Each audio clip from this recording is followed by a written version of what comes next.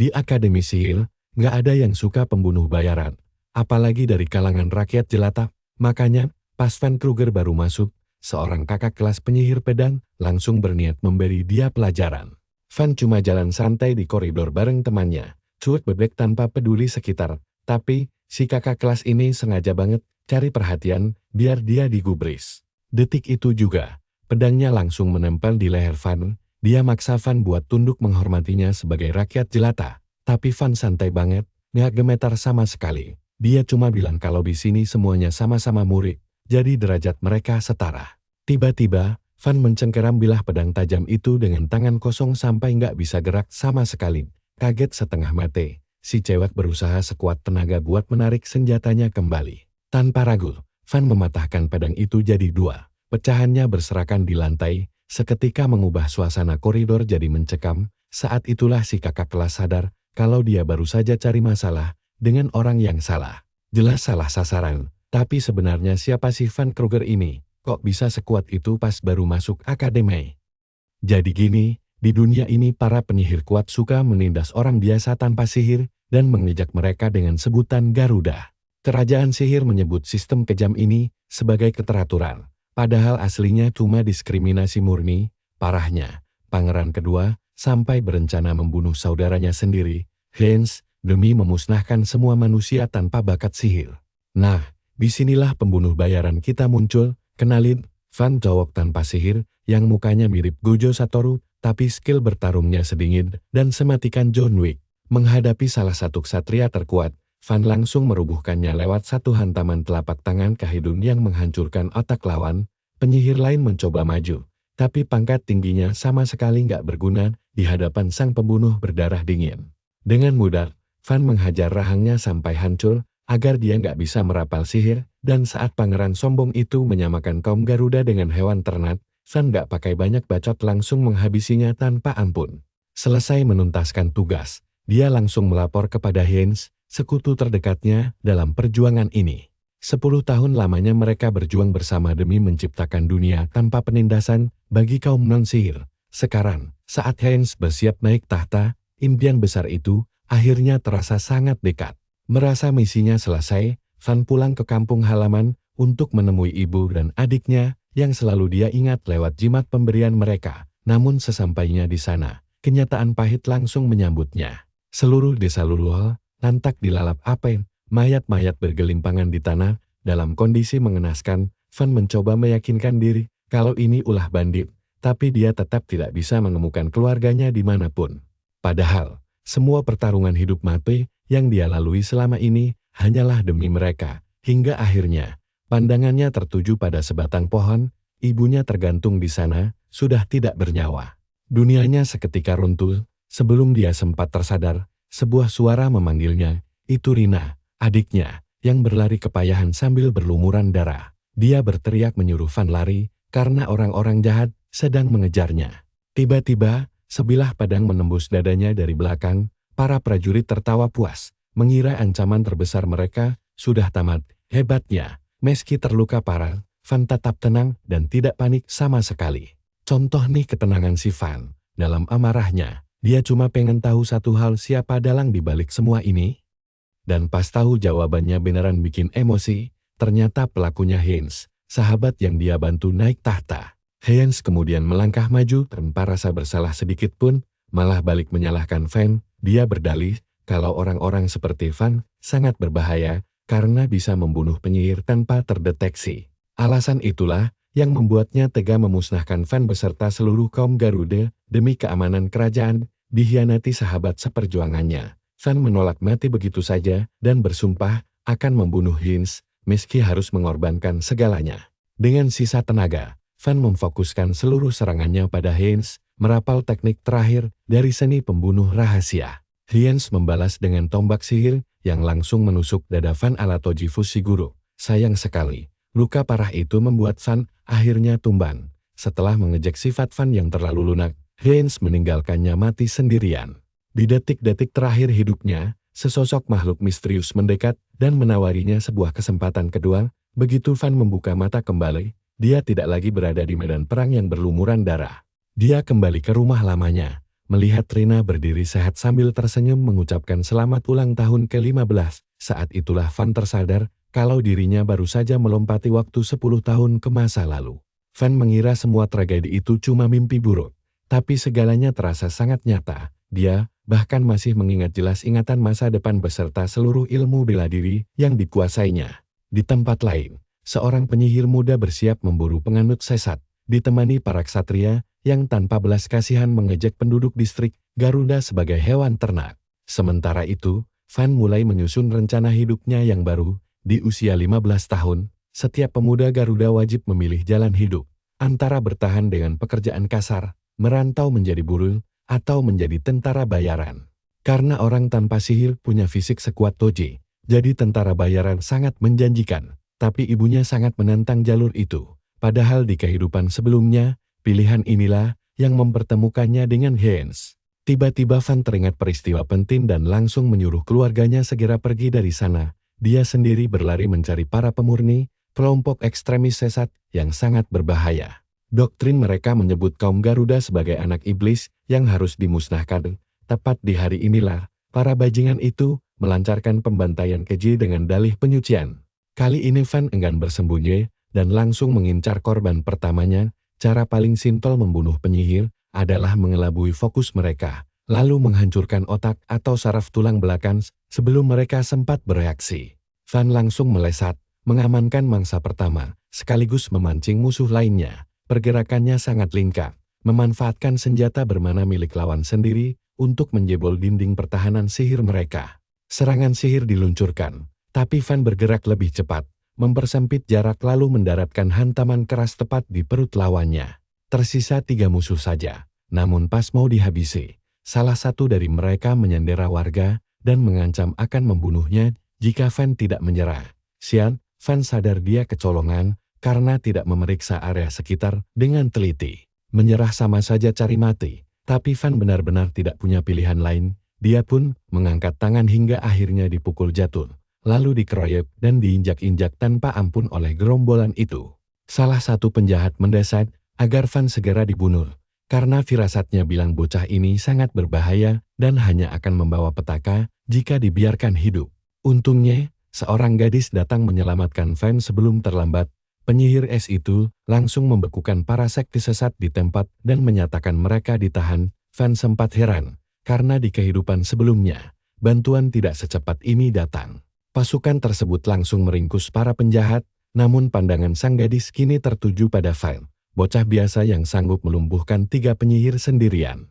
Sambil kagum, dia menjelaskan bahwa salah satu musuh yang Van bunuh punya sihir api besar yang bisa meratakan desa. Rencana awalnya adalah menyergap dengan hati-hati, tapi Van sudah membereskannya duluan. Setelah tahu nama Van, Helen yang makin tertarik pun menyarankannya untuk masuk ke Akademi Sihir, sebuah tempat bergengsi yang telah melahirkan banyak pahlawan dan penyihir legendaris. Van sendiri masih bingung kenapa dia yang dipilih. Tiba-tiba, saat mereka sampai di tempat yang sepi, Helen mendadak mengancam akan membunuhnya dan langsung menembakkan panah es tajam ke arah Van. Mengejutkan sekali, Van mendadak menghilang tanpa menggunakan teknik sihir apapun. Hanya dalam sekejap mata, dia sudah berdiri tepat di titik buta belakang tubuh Helen, siap melakukan serangan balik. Sebelum melayangkan pukulan fatal, Van mendadak berhenti dan menyindir akting payah Helen karena tidak merasakan niat membunuh sama sekali. Gadis itu tersenyum kagum, menyadari insting bertarung sang bocah sudah selevel petarung veteran. Helen benar-benar heran melihat ada orang biasa yang sanggup menandingi penyihir murni hanya bermodalkan kemampuan fisik. Helen lalu meyakinkan bahwa nasib buruk kaum Garuda bisa berubah drastis jika Van bersedia masuk akademi lewat sistem pembuktian ksatria, sebuah jalur prestasi bagi murid berbakat. Melalui sistem itu, rakyat jelata pun bisa naik kasta menjadi bangsawan baru. Itu yang berarti seluruh distrik mereka bisa terangkat derajatnya berkat Van. Si bocah penasaran ini mengajukan 3 pertanyaan. Pertama, dia bilang butuh rekomendasi bangsawan, dan Helen langsung menawarkan diri untuk menulisnya. Kedua, dia heran bagaimana orang tanpa sihir seperti dirinya bisa masuk ke Akademi Sihir. Helen mengaku itu terdengar aneh, tapi menjelaskan banyak ksatria terpilih karena menemukan prinsip sihir baru, bukan cuma memakainya. Mulai dari pembuatan ramuan sampai lingkaran sihir, Dunia sihir itu sangat luas. Beban berat kini ada di pundaknya, memicu satu pertanyaan terakhir, apa untungnya bagi Helen jika dia membantu Van menjadi seorang bangsawan? Helen menegaskan dia punya tujuan tersendiri, tapi sama sekali enggan membagikannya kepada Van. Sebelum dia bisa bertanya lebih jauh, adiknya tiba setelah mendengar kabar bahwa kakaknya baru saja melawan musuh berbahaya. Di saat bersamaan, Helen memberi Van alasan kuat untuk bertarung. Bersumpah demi nama keluarga Steiner akan melindungi orang-orang tersayangnya jika dia setuju. Beberapa hari kemudian, Ibu Van masih kesal soal pertarungan itu. Tapi si bocah akhirnya menceritakan tentang akademi dan peluang besar di sana. Trina dan ibunya langsung panik. Karena akademi itu khusus penyihir, tapi Van meyakinkan mereka bahwa kaumnya tidaklah lemah. Masa lalunya sebagai pembunuh bayaran sudah tidak cocok, dan dia sadar tidak bisa berjuang sendirian. Tawaran Helen kini membuka jalan yang sepenuhnya baru bagi hidupnya. Karena sudah pernah mati sekali, Van tidak ragu lagi mengambil peluang sekecil apapun. Dia bersumpah akan menghapus diskriminasi terhadap kaum Garuda di negara ini, dengan tekad sekuat mendiang ayahnya. Sang ibu paham betapa keras kepalanya sang anak, jadi dia merestui pilihannya. Masalahnya cuma satu, biaya sekolah yang selangit di tengah ekonomi kacau saat ini. Tepat saat semuanya terasa buntu, Helen datang membawa uang hadiah atas jasanya dalam misi kemarin. Menyelesaikan masalah biaya sebelum berangkat, ibunya berpesan agar kekejaman dunia tidak mengubah hatinya menjadi dingin. Van berpamitan, lalu pergi membawa harapan mereka. Sesaat kemudian, dia sudah berdiri di depan akademi yang super mega, dan disinilah petualangan aslinya dimulai. Si bocah melongo kagum melihat kemegahan tempat itu. Orang-orang di sekitarnya sibuk lalu lalang dengan gembira. Tiba-tiba seorang peserta memperkenalkan diri sebagai Alexis von Hohenberg dari keluarga Hohenberg. Penjaga langsung membungkuk hormat kepada anak bangsawan itu. Ada juga seorang gadis rekomendasi dari Duchess of Rosenberg, bangsawan kelas atas lainnya. Saat giliran si bocah maju mendaftar, dia malah langsung dibentak. Melihat mata merahnya, bocah-bocah elit di sana langsung mengejeknya sebagai kaum Garuda ampas, sambutan yang sangat kasar untuk permulaan. Tetap tenang, si bocah meyakinkan penjaga bahwa dia tidak berniat membuat masalah dan cuma ingin mendaftar. Tapi penjaga yang emosi itu malah mengejeknya karena tidak tahu diri. Van membalas dengan menegaskan ini adalah akademi kerajaan, tempat siapa saja bisa ujian tanpa memandang kasta. Penjaga yang baperan langsung menodongkan tombak ke wajah Van, melarang kaum Garuda ikut ujian. Waduh, baru mulai saja situasi sudah kacau begini. Van bisa saja menghabisi orang ini dengan mudah. Tapi membuat keributan di depan banyak orang malah akan merusak reputasinya. Beruntung, penjaga lain yang lebih waras mencoba menahan temannya, agar tidak membuat keributan di depan para calon peserta. Kalian tahu apa yang kocak? Harapan Van langsung hancur seketika saat penjaga ramah tadi malah ikut menghina, menyebutnya sebagai bocah halu yang tidak tahu diri seperti sampah lainnya. Van harus mulai terbiasa dengan standar ampas di sini. Penjaga itu menegaskan akademi tidak membedakan kasta siapapun. Tapi untuk ikut ujian masuk, surat rekomendasi bangsawan adalah syarat mutlak. Dikira tidak punya. Penjaga langsung syok saat Van mengeluarkan surat resmi berstempel segel bangsawan asli. Begitu melihat lambang keluarga Steiner di surat itu, sang penjaga langsung berteriak murka dan menuduh Van telah memalsukan dokumen penting tersebut. Dia yakin tidak ada bangsawan waras yang mau merekomendasikan bocah tanpa sihir, lalu merebut surat itu untuk menjebloskan Van ke penjara atas tuduhan kriminal berat. Jelas saja Van tidak tinggal diam. Dia menarik sang penjaga, lalu membantingnya ke tanah sampai berdebam keras. Semua orang yang melihat langsung melongo, tidak percaya melihat bocah tanpa sihir bisa merubuhkan pria dewasa semudah itu. Mereka bahkan menuduh aksi tadi cuma keberuntungan semata.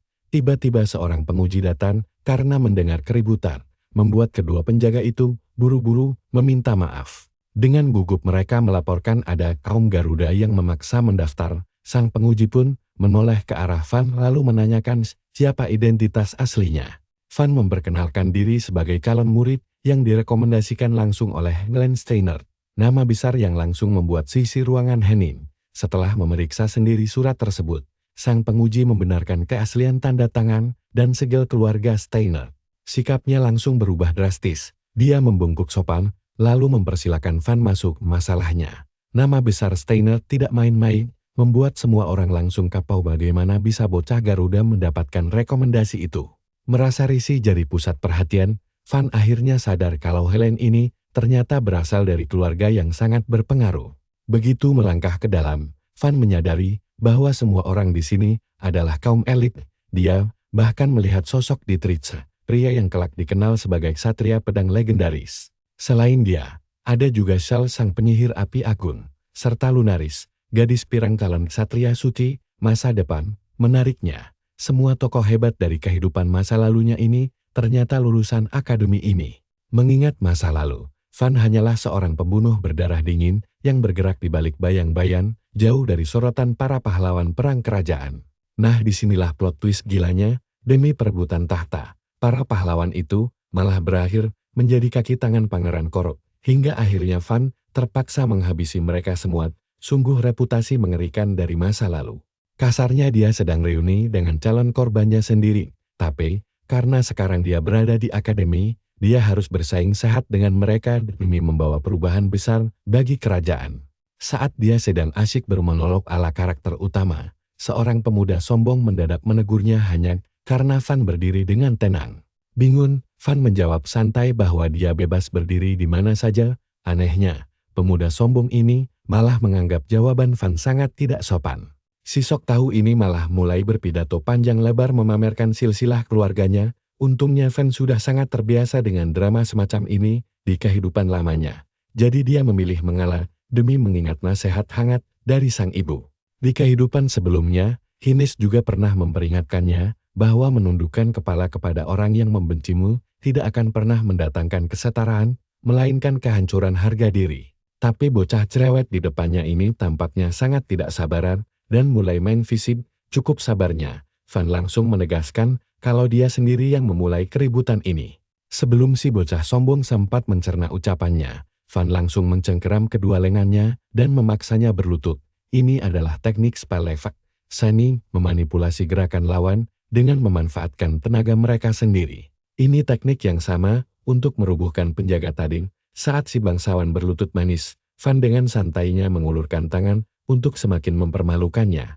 Karena telanjur emosi dan gengsi, bocah itu nekat merapalkan mantra sihir untuk menyerang balik, sebelum akhirnya sebuah suara menghentikan aksi konyol mereka. Suasana mendadak hening dengan kedatangan Pangeran Hinis yang menegaskan bahwa kaum Garuda adalah sekutu kerajaan. Sang pangeran yang ramah ini meminta agar dirinya diperlakukan biasa saja, layaknya peserta ujian lainnya.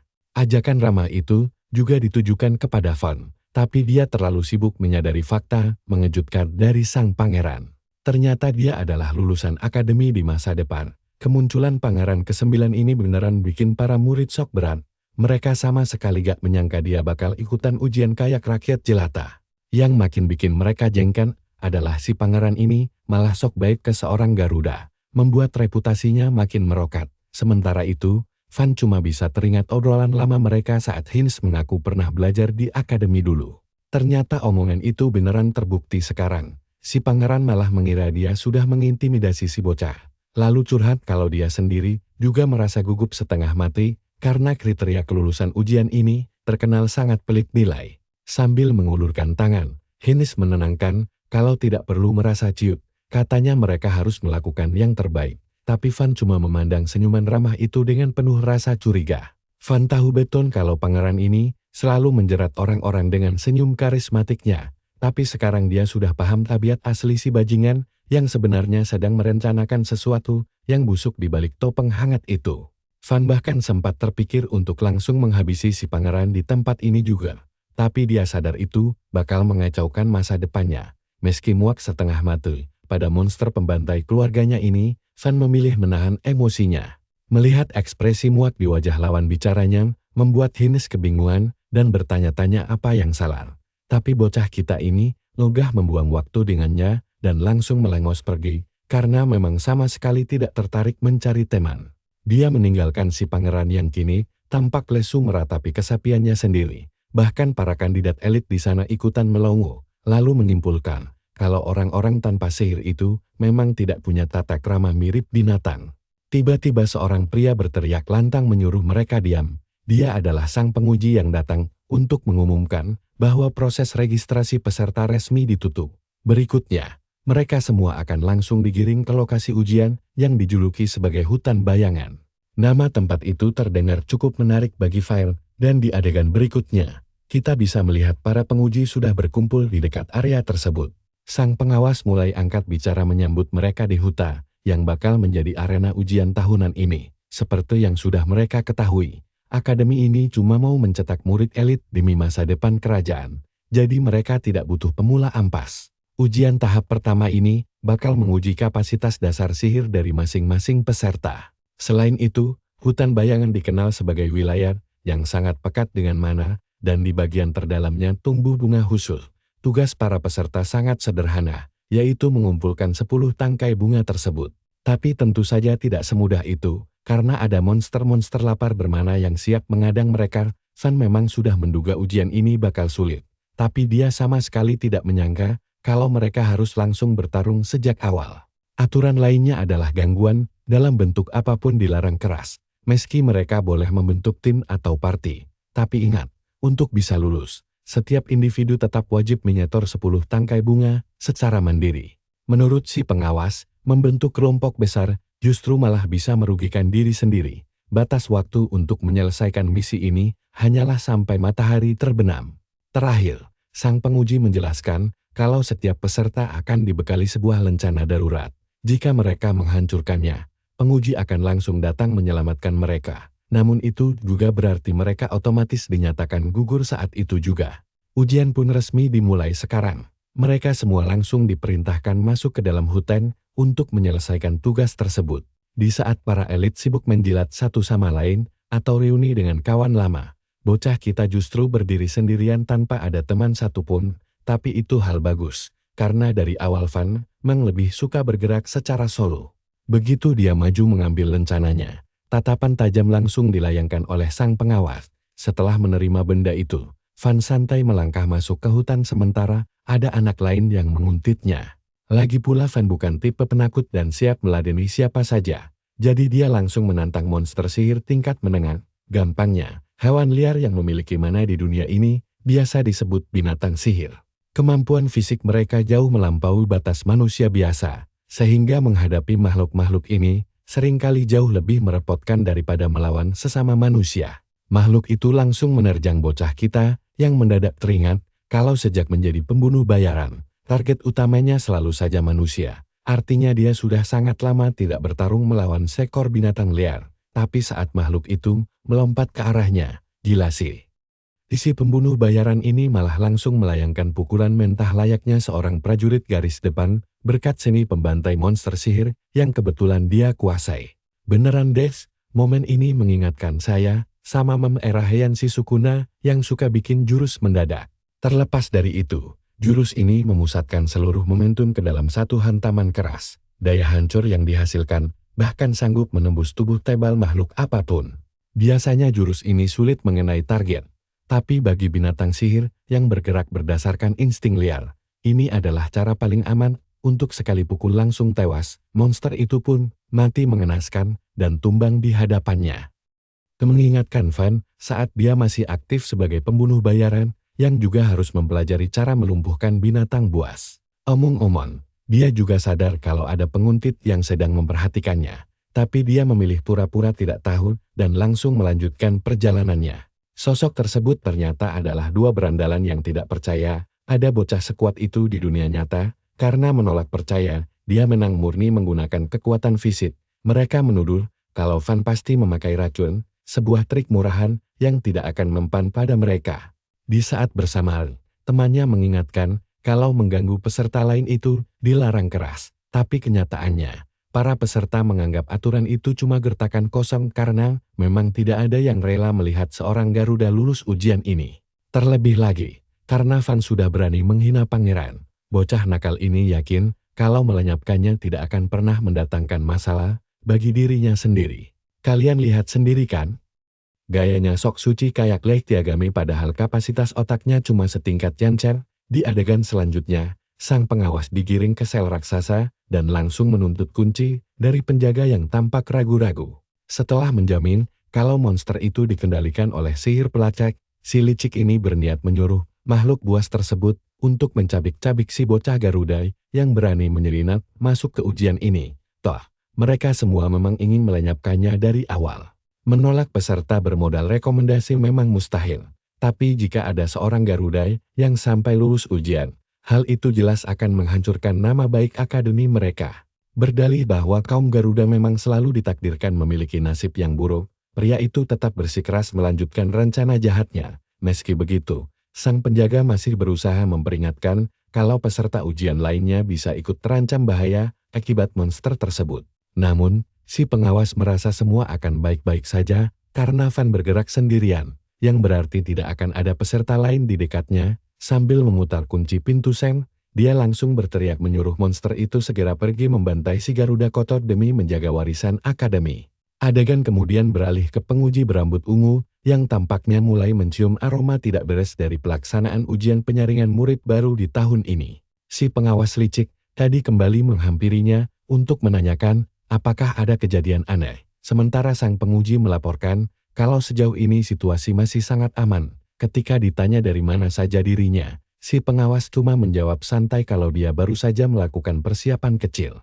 Tatapan licik penuh niat jahat itu langsung disadari oleh si penguji muda yang langsung merasa curiga. Kembali ke tempat Van, bocah kita kini sudah berhasil menembus bagian terdalam hutan dan menemukan keberadaan bunga yang sesuai dengan ciri-ciri tugasnya. Itu adalah bunga air mata surga yang terlihat sangat indah. Dia tinggal memetiknya lalu kembali, namun sebelum itu, dia malah menyuruh para penguntit yang mengekorinya sejak tadi untuk segera menampakkan diri. Kedua berandalan itu merasa sangat terkejut karena posisi mereka bisa ketahuan, lalu mulai mengejek kalau Van punya penciuman tajam mirip anjing. Ogah terpancing provokasi murahan tersebut.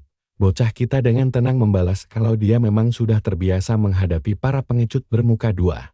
Lucunya, dia sendiri sadar kalau sebenarnya dia tidak pantas bicara begitu, mengingat profesinya sebagai pembunuh bayaran, yang juga hobi menyerang diam-diam dari belakang. Kedua bocah ingusan ini terus mengejek kalau dia tidak pantas berada di akademi, dan mereka sendiri yang akan membuktikannya. Van langsung mematahkan logika konyol itu dengan menyembur kalau alasan sebenarnya adalah mereka cuma ingin membalas dendam demi menyelamatkan harga diri mereka yang terluka. Sambil memasang kuda-kuda bertarung, jagoan kita ini bersiap merontokkan semua kesombongan dari kepala mereka. Merasa sangat kesal, kedua bocah itu langsung merapalkan sihir masing-masing untuk melancarkan serangan kejutan. Sambil membaca situasi, Van menyadari kalau yang satu adalah seorang penyihir murni, sedangkan yang lainnya adalah pendekar pedang sihir. Dia mulai memutar otak untuk merancang serangan, karena gaya bertarung di dunia ini biasanya dibagi menjadi 3 kategori utama. Tip pertama yang umum adalah penyihir perapal mantra biasa, lalu tip kedua adalah mereka yang mengalirkan mana ke senjata. Golongan ini disebut penyihir pedang, sementara jenis ketiga berfokus penuh pada penguatan tubuh fisik. Mereka ini dikenal sebagai monafis. Dua gaya tarung berbeda dalam satu tim biasanya dianggap ampuh buat saling menutupi kelemahan. Tapi saat melihat raut wajah salah satu bocah itu, Van tahu kalau mereka belum punya pengalaman membunuh. Tapi anehnya, mereka tetap ngebet mau memenggal kepalanya, padahal Van sendiri sebenarnya malas menghabisi nyawa bocah-bocah ini. Masalahnya gini, jika orang klan Garuda yang mati, semua orang bakal cuek bebek dan pihak akademi cuma menganggapnya kecelakaan biasa. Tapi kalau anak bangsawan yang tewas, seluruh keluarga mereka bakal mengerahkan kekuatan penuh demi membalas dendam ke semua klan Garuda. Bangsawan di negara ini memang beneran bikin pusing 7 keliling. Mereka mendapatkan tanah kekuasaan lewat jalur perang, makanya selalu haus akan pertarungan. Tapi jagoan kita ogah memakai cara barbar itu karena dia ingin tetap terlihat alim di depan publik. Makanya dia tidak akan menggunakan teknik mematikan, melainkan hanya ingin menghancurkan mental mereka sampai menyerah pasrah. Tatapan percaya diri Van membuat bocah-bocah itu emosi, terutama si rambut mangkok yang langsung merapalkan sihir angin Zerwen andalannya. Untungnya Van sempat menghindar, meskipun pipinya masih terkena goresan tipis. Si bocah sombong memuji refleks tajam Van, karena berhasil lolos dari tebasan mautnya. Van sendiri malas menanggapi sihir angin murahan itu. Tapi si bangsawan malah sibuk menceramahi dirinya soal rahasia teknik pedang tak terlihat milik keluarganya. Kasarnya sih mirip banget sama jurus tebasan gaib milik Sukuna yang sama sekali tidak kasat mata. Merasa di atas angin, si bocah memaksa klan Garuda itu untuk sujud memohon ampun. Tapi Van malah mengejek sihirnya mirip hembusan angin musim panas yang cupu. Dia bahkan bertanya, apa keluarga Valtryek cuma berjualan kipas angin? Sumpah ini sindiran yang menusuk banget. Ledakan emosi langsung melanda si musuh, akibat hinaan tajam tadi, memicu dirinya untuk merapalkan jurus tingkat tinggi bernama Serwinda Tempest. Serangan kali ini, arahnya jauh lebih luas, hingga membabat pepohonan. Tapi gerak kaki Van sangat cepat menghindari tebasan angin tersebut, bukan berarti Van bisa melihat sihirnya. Dia hanya luar biasa peka dalam membaca niat membunuh lawan lalu refleks menghindar secepat kilat. Begitu ada celah terbuka, Van mendaratkan satu jotosan maut ke perut si mangkol, hingga membuatnya pingsan seketika, setelah rekannya tumbang. Bocah satunya, yang merupakan pesihir pedang malah maju, dan mencoba berlagak sok jagoan di depan Van.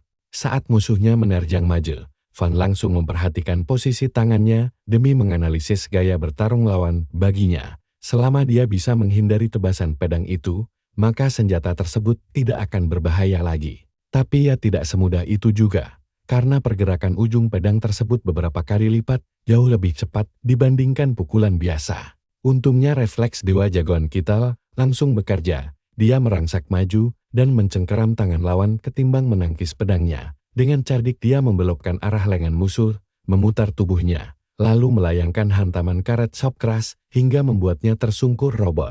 Bocah kedua itu mencoba bangkit lagi. Van langsung menantangnya untuk menyerang sekali lagi dan mengancam tidak akan menahan kekuatannya lagi. Si bocah langsung mengangkat tangan tanda menyerah sambil memohon agar pertempuran ini segera dihentikan. Mendadak, Van merasakan adanya hawa keberadaan yang sangat kuat di dekat mereka. Instingnya berteriak, kalau situasi sedang tidak beres, karena khawatir dengan keselamatan mereka, dia langsung berteriak menyuruh semuanya segera pergi dari sana. Sumpah, kalian gak bakal nyangka monster apa yang muncul bersimbah darah merah di depan mereka, sekarang bikin semuanya langsung kaku ketakutan. Cuma butuh sekali hantam, monster itu mementalkan mereka bertiga ke udara, hingga terjatuh keras. Van langsung shock berat melihat apa yang barusan terjadi. Wajahnya pucat pasi melihat Helbor, monster kelas atas super berbahaya yang harusnya tidak berkeliaran di hutan ini. Si babi hutan bersiap melancarkan serangan berikutnya. Helbor dikenal sebagai taring terkutuk karena serudukan berlapis mana miliknya memiliki daya hancur yang setara dengan sihir penghancur benteng. Intinya sih, kena hantam beberapa kali saja nyawa kalian bisa melayang. Sadar pertarungan ini terlalu berisiko, Van menyuruh mereka berdua segera kabur. Salah satunya langsung setuju. Tapi si rambut keriting malah menolak lari, hingga membuat jagoan kita keheranan. Tenang, ini bukan karena si bocah mendadak jadi pemberanian, kakinya ternyata patah hancur akibat serudukan monster tadi, makanya dia bahkan tidak bisa berdiri tegak. Van malah terlalu sibuk menolong anak yang terluka, dibanding mengkhawatirkan monster yang sudah bersiap menyerangnya. Keadaan semakin rumit, karena dia tidak punya pilihan untuk kabur sambil menggendong anak itu. Sebab si Helbor pasti akan mengejar mereka, karena kebiasaannya memburu mangsa yang sudah ditandai.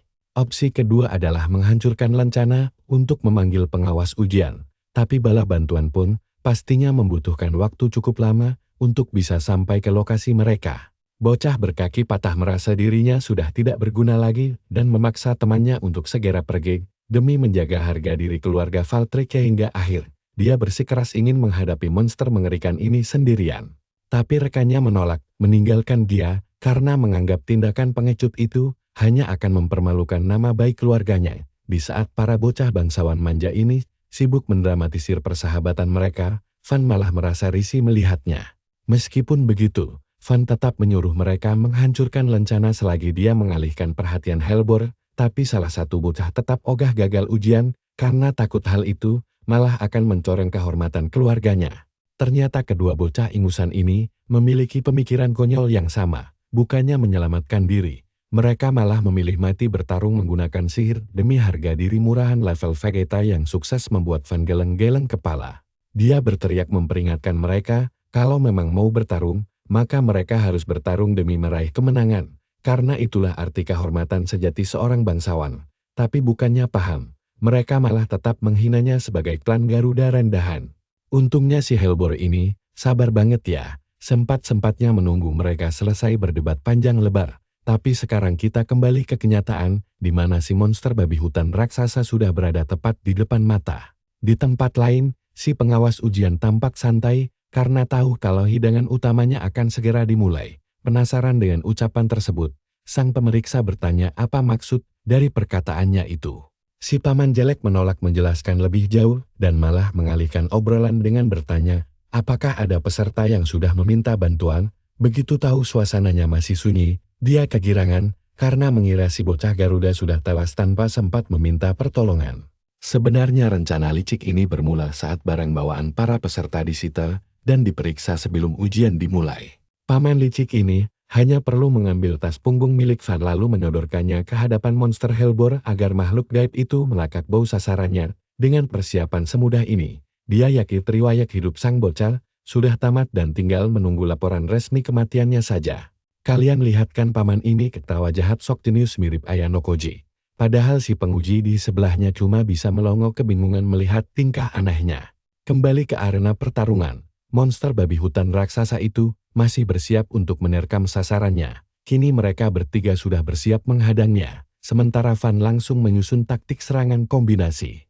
Van berencana memimpin serangan pembuka, agar yang lain bisa memanfaatkan celah pertahanan lawan. Tapi para bocah bangsawan manja ini malah ogah mendengarkan perintahnya. Tapi mau tidak mau mereka harus segera patuh, karena si Hellbor sudah bersiap melancarkan serangannya. Melihat ada celah matang, Van langsung melesat cepat demi mengincar titik kelemahan musuh, lalu melepaskan pukulan penghancur hingga membuat monster raksasa itu terhuyung-huyung jatuh. Pukulan telak barusan sukses membuat kedua bangsawan tadi takjub setengah mati. Teknik serangan balik ini bekerja dengan cara mengincar titik tumpu gerakan musuh berikutnya. Maksudnya begini, jika hewan berkaki empat seperti babi hutan bergerak, mereka pasti akan menggerakkan kepalanya terlebih dahulu. Van memanfaatkan celah krusial tersebut untuk mendaratkan serangan telak secara presisi. Namun sayangnya, serangan barusan belum cukup kuat untuk langsung membunuh monster gaib tersebut. Meskipun teknik bela dirinya masih sama hebatnya, tapi kondisi fisik yang dia bangun selama 10 tahun belakangan sudah jauh menurun. Sehingga sangat sulit baginya buat menumbangkan monster tingkat tinggi hanya dengan sekali pukul. Tanpa membuang waktu, Van langsung menyuruh kedua rekannya untuk menyerang bersamaan, memicu si bangsawan pengendali angin untuk melepaskan tebasan angin bertubi-tubi. Begitu pula dengan rekannya yang langsung mengayunkan pedang sihir demi menebas kulit tebal sang monster sialnya. Tebasan pedang itu bahkan tidak bisa menembus kulitnya dan terasa seperti menghantam dinding batu kokoh. Alhasil, semua serangan mereka sia-sia dan justru membuat si babi hutan makin mengamuk murka. Sadar akan ada bahaya susulan, Van berteriak menyuruh semuanya merunduk karena monster babi gemuk ini siap menerjang maju buat meratakan apapun di depannya. Beruntung sekali, jagoan kita berhasil selamat dari serudukan maut itu. Gak ada satupun dari mereka yang kena hantam secara langsung. Termasuk kedua bocah bangsawan tadi. Van merasa lega melihat mereka masih bernyawa. Meski salah satu bangsawan dengan sombongnya bilang kalau dia berhasil membelokkan arah monster menggunakan sihir angin. Cuma itu alasan mereka bisa selamat dari serangan fatal. Sayangnya, si penyihir pedang benar-benar tidak berguna. Tapi Van tidak mau mereka menyerah dan mengajak mencoba sekali lagi. Ini cari mati. Tapi pahlawan kita meyakinkan mereka kalau serangan berikutnya akan mengirim babi gendut ini langsung ke neraka. Bangsawan Valtryek mengira Van sudah gila karena mereka bahkan tidak bisa menembus pelindung sihir si monster sejak awal. Tapi Van malah menyuruhnya memakai batu untuk meningkatkan daya hancur tekniknya. Hanya tusukan fokus pada satu titik yang akan berhasil di sini.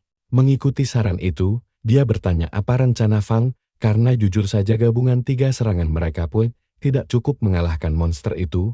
Si bangsawan merasa lebih cocok menjadikan Van sebagai umpan. Dia pikir Van menyuruhnya menyerang lagi cuma agar bisa kabur sendirian.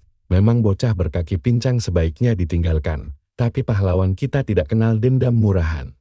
Van menegaskan tujuan aslinya adalah agar keluarga dan klan Garuda diakui setara di kerajaan. Demi mimpi besar itu, dia tidak akan sudi meninggalkan temannya lalu lari ketakutan begitu saja. Mendengar kata-kata itu, sambil melihat Van berdiri tegak membuat si bangsawan brengsek teringat kelakuannya sendiri selama ini, hingga dia merasa jijik pada dirinya sendiri. Gawat, babi hutan sialan kita kembali untuk ronde ketiga. Van berteriak menyuruh menyerang saat si monster langsung menerjang dengan kecepatan penuh. Bangsawan angin langsung mengaktifkan tarian bila untuk menyebarkan serpihan tajam. Serangan bernama pembelah langit debu hitam ini mengumpulkan puing-puing lalu menghantam monster itu hingga terluka cukup parah. Babi itu kewalahan menghadapi badai serangan, memberi celah bagi pahlawan kita untuk masuk. Van langsung melompat tinggi, mengincar kepala si monster lalu mencengkeramnya dengan sangat kuat. Berbeda dengan manusia, hewan berkaki empat tidak punya tulang belikat yang menyatu dengan tulang belakang. Ini membuat kaki depan mereka sangat lentur, tapi juga jadi titik lemah yang fatal. Van langsung melancarkan jurus gabungan Guki nomor 10, menghantamkan tubuh monster itu ke tanah. Dia lalu menyuruh si penyihir pedang cepat menusuk jantungnya di bagian bawah tubuh. Ini dia momen kejayaan si penyihir pedang, sempat ragu saat ditatap langsung oleh monster itu. Tapi dia berhasil menepis ketakutannya dan melepaskan tusukan maut tepat mengenai sasaran. Mereka berhasil. Van dan bangsawan lainnya langsung bersorak gembira saat ujung pedangnya sukses menusuk tepat ke jantung si babi hutan. Tinggal sedikit lagi monster itu mati. Tapi mendadak dia bangkit menggunakan kemampuan darurat yang menghempaskan semua orang. Ini adalah mantra pemecah kutukan, sihir langka yang cuma dimiliki monster tertentu. Raungan keras Hellbor yang dilapisi mana menciptakan ledakan dahsyat di sekitar mereka. Si bangsawan pedang langsung memuntahkan darah segar akibat organ dalamnya hancur terkena dampak ledakan. Sekarang si Hellbor kembali memegang kendali dan siap menghabisi mereka. Sementara bocah itu cuma bisa menatap pasrah ajal yang sudah di depan mata. Tiba-tiba Van maju ke depan menahan seluruh hantaman itu dengan tubuhnya memakai teknik pusaran tombak. Teknik ini mengalirkan energi benturan langsung ke tanah dan memutarnya di sekitar pengguna. Monster itu mengamuk. Si babi hutan malah menambah kekuatannya, membuat Van kesulitan mengalihkan energi serangan yang semakin brutal. Terdesak, dia berpikir apa harus memakai kartu asnya meski itu sangat berbahaya bagi tubuhnya sendiri. Tapi ini satu-satunya cara agar mereka tidak mati konyol. Sebelum itu, dia menyuruh bocah satunya segera lari menyelamatkan diri. Kini setelah tinggal sendirian, Van berusaha sekuat tenaga menahan hantaman monster itu. Namun dia malah terlempar keras menabrak pohon hingga terluka parah.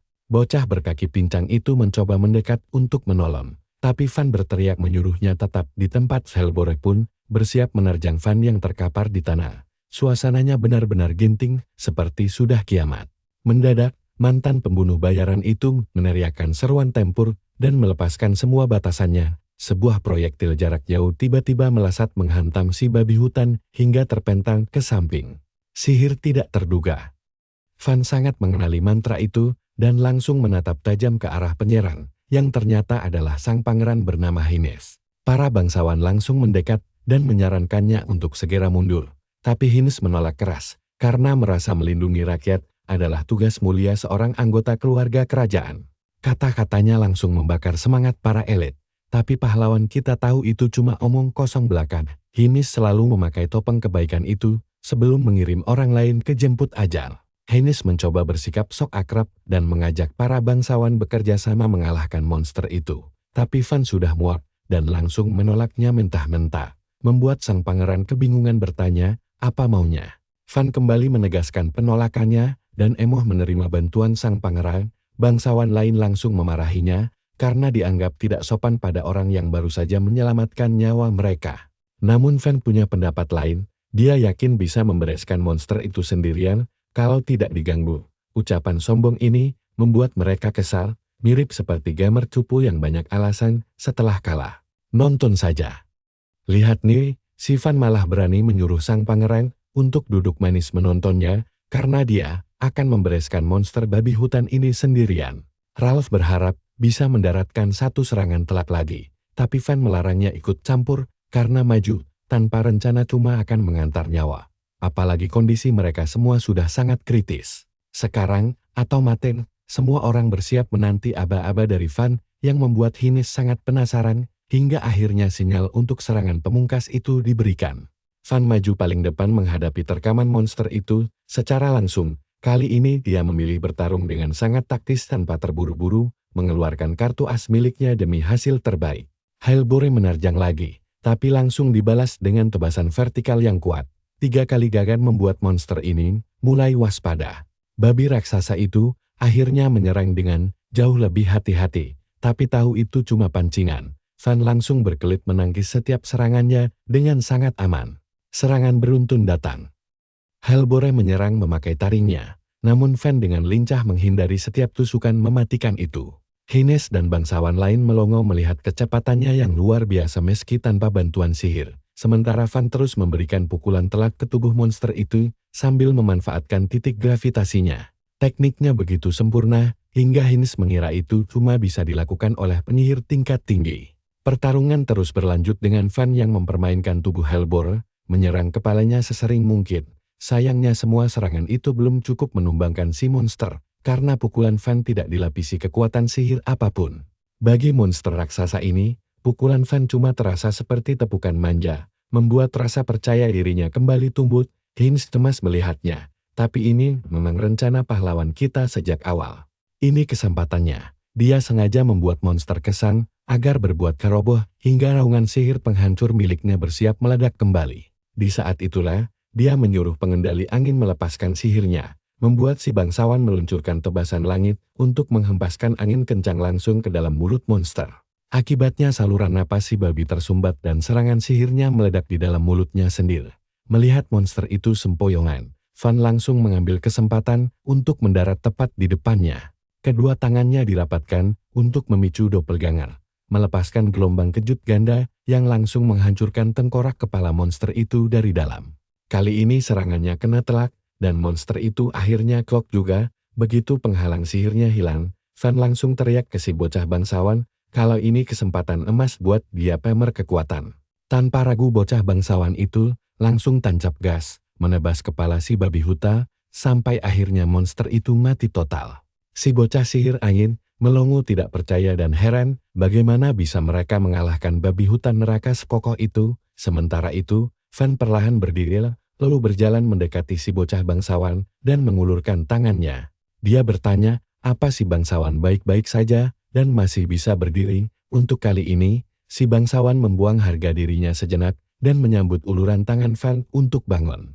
Saat si bangsawan mengeluh seluruh badannya mau rontok akibat gelombang suara tadi, Van menjelaskan dengan santai kalau serangan itu dilapisi sihir yang merusak keseimbangan tubuhnya secara drastis. Mantan pembunuh bayaran itu menyarankan agar dia menutup telinga lain kali untuk mengurangi dampaknya secara signifikan. Si bangsawan tersenyum tipis dan berkata akan mengingat saran itu, meski dalam hati dia berharap tidak akan pernah bertemu babi hutan neraka lagi seumur hidupnya. Setelah urusan monster beres, Van langsung mengalihkan perhatiannya ke bunga-bunga yang harus dikumpulkan sebagai syarat kelulusan ujian mereka. Tapi sayangnya, hanya ada 2 kuntum bunga air mata surga yang tersisa. Hal ini langsung mengingatkan Van pada ucapan penguji soal rumitnya situasi jika terlalu banyak orang bekerja sama. Dilansir, waktu ujian sudah mau habis dan cuma tersisa sedikit bunga untuk mereka kumpulkan. Tapi sebelum Van sempat bikin rencana, si penyihir angin tiba-tiba maju menyerobot bunga itu tanpa ragu. Dia berjalan mendekati Pangeran Hines dan menyerahkan 1 bunga dengan sangat sopan. Lalu sang pangeran menerimanya dengan tenang sambil mengucapkan terima kasih. Melihat pemandangan menggelikan ini, Van langsung menyindir si bangsawan karena malah memberikan bunga berharga itu kepada penonton yang cuma berdiri diam di sana. Van bahkan mengejaknya seperti sedang menyogok atasan. Si bangsawan langsung emosi dan membalas bahwa ini adalah bentuk pengabdian seorang pelayan setia. Tapi saat si bangsawan berbalik dan menyodorkan bunga kedua kepada Van, pahlawan kita benar-benar dibuat melongo. Dia sama sekali tidak menduga hal ini akan terjadi dan sempat mengira si bangsawan telah memberikan bunga itu kepadanya. Si bangsawan menjawab dengan santai bahwa dia sengaja melakukannya karena enggan berutang budi pada orang miskin dari kalangan bawah sepertinya. Selain itu, dia meminta Van berhenti memanggilnya pengguna angin karena dia punya nama asli yang bagus. Dia memperkenalkan diri sebagai Val, disusul si bocah bangsawan satunya yang mengaku bernama Ralph. Van membalas santai dengan mengenalkan namanya. Lalu kedua pihak pun saling berjabat tangan dengan canggung. Saat Van berkata mereka mungkin tidak akan bertemu lagi kalau sampai gagal ujian, sang pangeran tiba-tiba menghentikan mereka. Hines selalu mengambil beberapa bunga layu dan menggunakan sihir cahayanya untuk membuatnya mekar kembali secara ajaib. Begitu kelopak bunganya kembali berwarna, kedua bangsawan itu langsung terkesima. Mata mereka berbinar-binar dan merasa sangat terhormat bisa menyaksikan kehebatan sihir sang pangeran secara langsung. Tapi Van langsung merusak suasana romantis itu dengan mengingatkan kalau matahari hampir tenggelam dan mereka harus segera pulang. Valk langsung membentak dan menyuruh Val agar tidak sok mengatur, apalagi di depan pangeran. Saat mereka bersiap pergi, Pangeran Heinz tiba-tiba menanyakan sesuatu yang mengganjal pikirannya sejak tadi. Dia menyadari Van menutupi jejak kakinya dengan tanah sepanjang jalan. Setahunya, teknik menghapus jejak sebersih itu biasanya hanya dikuasai oleh pembunuh bayaran profesional. Dia menambahkan bahwa kemampuan bertarung dan kebiasaan kecil Van selama pertempuran membuktikan bahwa dia bukan orang biasa, melainkan seseorang yang dilatih khusus untuk membunuh secara diam-diam. Mendengar itu, Van mulai merasa tegan. Dia khawatir kalau dirinya sudah bertindak terlalu jauh dan tidak sengaja membocorkan rahasia masa lalunya. Ternyata Pangeran Heinz sendiri punya segudang kecemasan karena dikelilingi musuh. Ayahnya, sang raja, menikahi banyak putri dari wilayah jajahan untuk memperkuat tahta, menciptakan konflik politik kerajaan yang sangat rumit. Ibu Heinz, Ratu kelima, aslinya adalah bangsawan dari dalam kerajaan sendiri yang memberinya posisi politik cukup kuat.